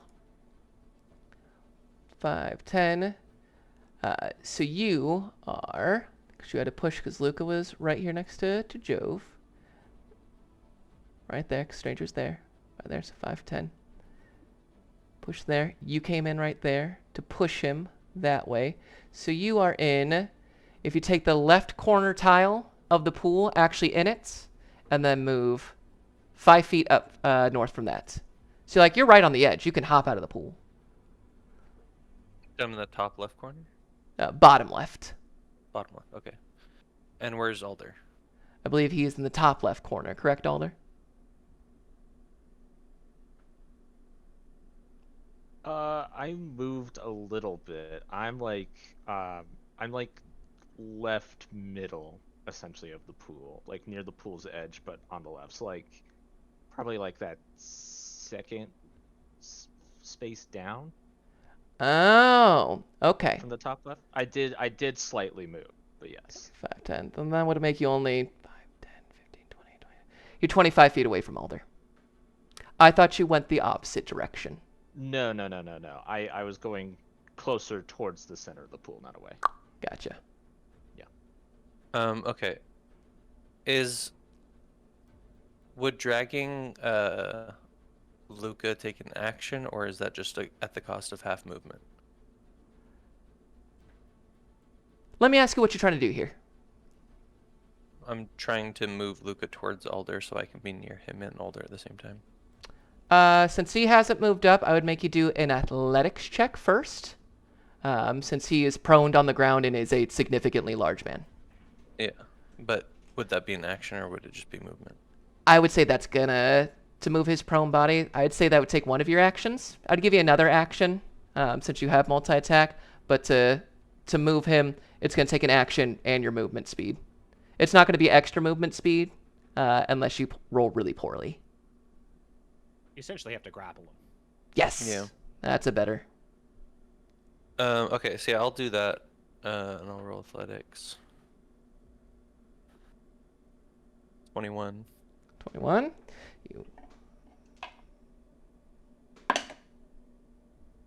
That'll do.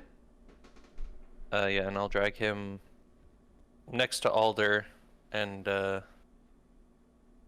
I will use my second attack action to do my 1 crossbow shot that I do per combat. Because God forbid I ever reload in combat. It's never going to happen. And I'm going to shoot at the white that is targeting Alder.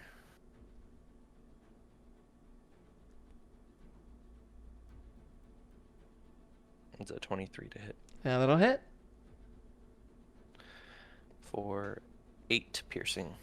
Piercing. You got it. That's the first damage. It's taken all combat.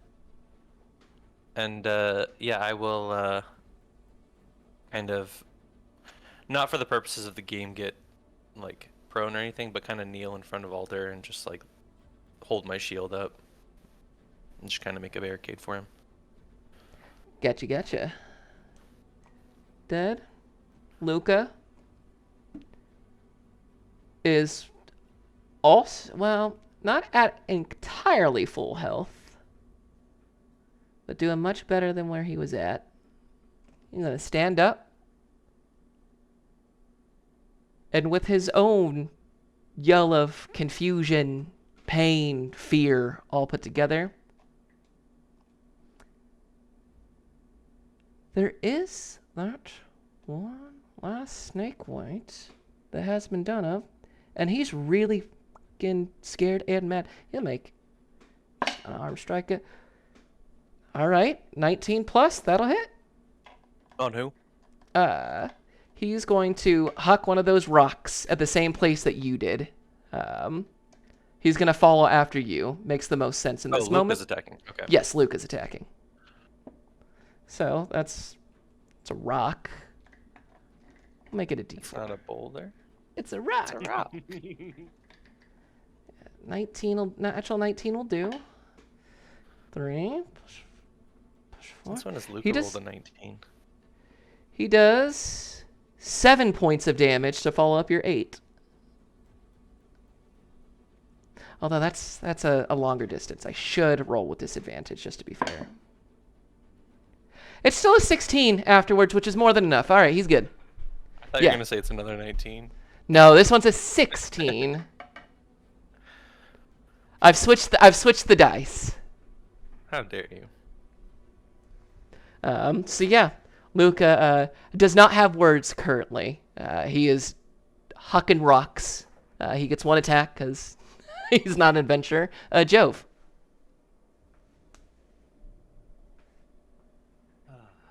Okay. I think.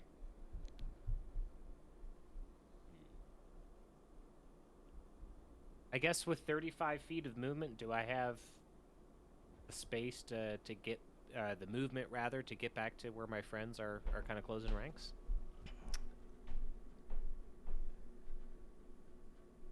With 35? Yeah, or you can stand and deliver. Well, Wait, is there a there's guy on me still? well, there's one that is about he's been following you, so there's about 10 feet away from you. Yours is still up, and they follow until so you destroyed the one that engaged with Virgil first. So I'll say that there's one that is 10 feet coming towards you. So you can move 10 feet towards that one. But 35 feet is not going to be enough to... Well, to get to your allies, yes. Super short. Not very far away at all, since you're also on the left side of the pool. Like, you guys are all on the same side now. Gotcha.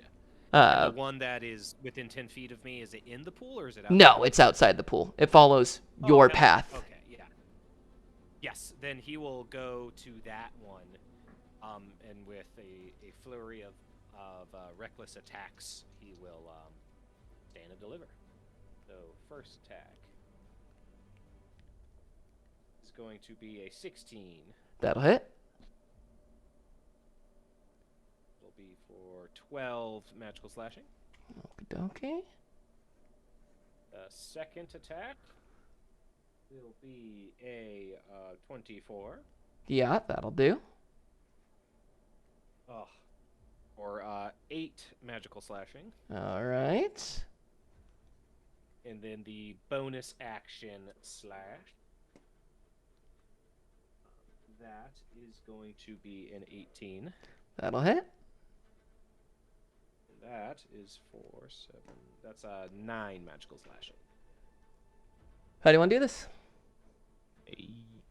Yeah, it's just like like almost like a boxer's flurry. Like he'll kind of come up, you know, he'll close that 10-foot distance by like getting two hands on the ground and kind of leaping towards, and then bobbing and weaving, and once he gets like real close inside, like a mongoose is just three quick blows in succession right to the midsection of this creature, just with like full on strength.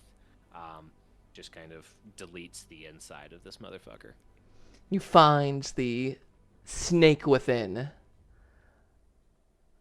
There's a peanut joke, or maybe a snail joke, maybe an oyster joke in here. I don't know what the right joke or analogy is on this one, but you crack that open like a real predator Jove and eviscerate the snake within, dropping this second to last snake white. There is one last one trailing after Alder. Anything else from you, Jove? I still have 25 feet of movement if that took 10. Mm-hmm. So I will use my balance of movement to get closer to my allies. Absolutely. That brings us to Alder. Okay. The last one, is that the one that was... Yes, that is the one that has been chasing you and is following your exact path. So what, the first direct 30 feet from your Misty Step, and then moved 30 feet down that way, but has been trying to plank you with arrows both times, so it's not using its action to dash or move any farther. So I'd say well within range of all of your basic spells. Oh, yeah. Yeah. Yep, I was just trying to understand the specific position in there. So, but he will get 2 Eldritch Blasts. Let's see it. The first one, that is an 18. That'll hit. And okay, that was an 18 as well. I couldn't tell if that was 18 or 16. It hits though. Both will hit.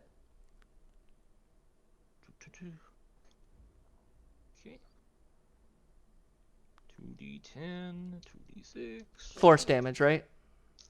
Force damage, that is correct. Yeah, That was that the makes Eldritch all the Blast. difference. Sure does. So that is going to be for 7 force and 6 necrotic. Okay.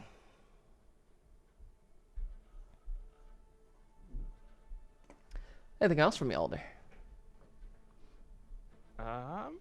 He'll continue to just kind of cycle around. So he'll use it. Move. Now going down and across the pool on the bottom side. Obviously on the outskirts. He's not going into the actual liquid, but yes. Total kite. And then coming around low and slow, another 30 feet trailing behind is the last snake white. He's basically doing this walk around the and like throwing blast. Yeah, and being followed by your own snake white following you in the same exact path, shooting longbow bolts at you, which, speaking of which, let's do 2. Wait, did Alder move away from me? Yes. Cool. Oh, I'm sorry. Virgil holds up his shield and Alder goes, "Nice!" and runs away. I forgot that you were crouching down there. I'm sorry. It's fine, just don't take my protection. Take your rolls at non-disadvantage. Well, one of them, not a big deal, because that's only a 6. The other one's a 19. 19, sure, that is. Hooray. Go ahead and take a whopping 5 points of piercing damage. Ugh. Roderick, action, dash, move, cowering by the altar. Is not messing with any of this right now. Holding his neck that was like 30 seconds ago cut open by his own hand, is now fully healed. Having a bit of a time. Back to Virgil.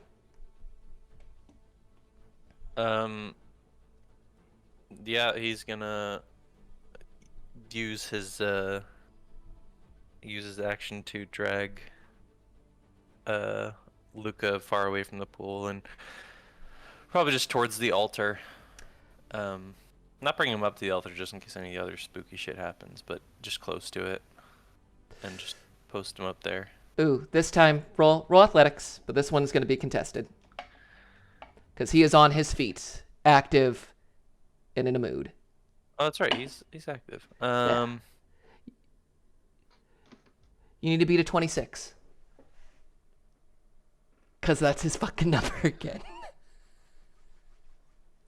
I don't understand this. Oh yeah. No, I don't. Totally forgot he was up and active. Okay, then yeah, I just don't drag him, and I'll just move next to Alder again. Gotcha. Luca's turn, eh? Yep. Luca's gonna go rock in hand, is gonna try to go body this last snake white. He's well within movement speed, in a mood. Let's see if you got it, Luca. I'm gonna use the white dice that's been your friend this time. Show me the 19. Oh, it's not a 19, it's a 16. Which is more than enough. D4, strength. Alright, that's another 7.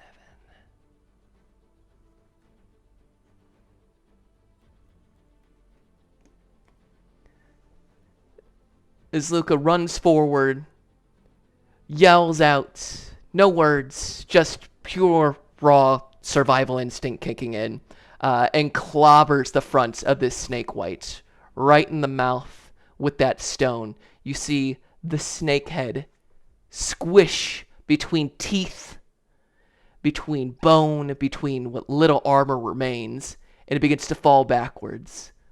Luca falls atop it, brings up the rock once more, and bashes it down. Again, and again, and again, and again, to the point where, Jove, your rage wears off first. And the three of you, the Reginald cowering in the corner, in awe of his current survival, watch Luca bring another death to this last snake white. The loud thudding of his rock against brutalized flesh beginning to crack the stone beneath.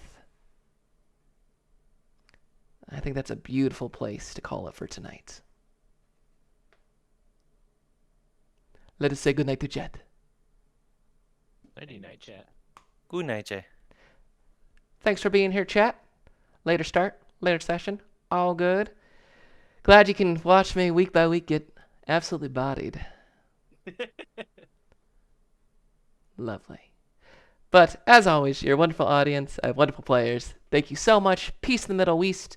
As a heads up, we will either be doing a game Friday around 7 o'clock if our schedules permit, or we will be on a hiatus until the week after Easter. Morning schedules, day schedules, night schedules, for everybody to spend time with their families who celebrate that sort of thing, or just want to be around their families during that time. So, just a heads up, if you don't see us next week, that's why. So enjoy your Easter. It rhymes with Weester. Nighty night.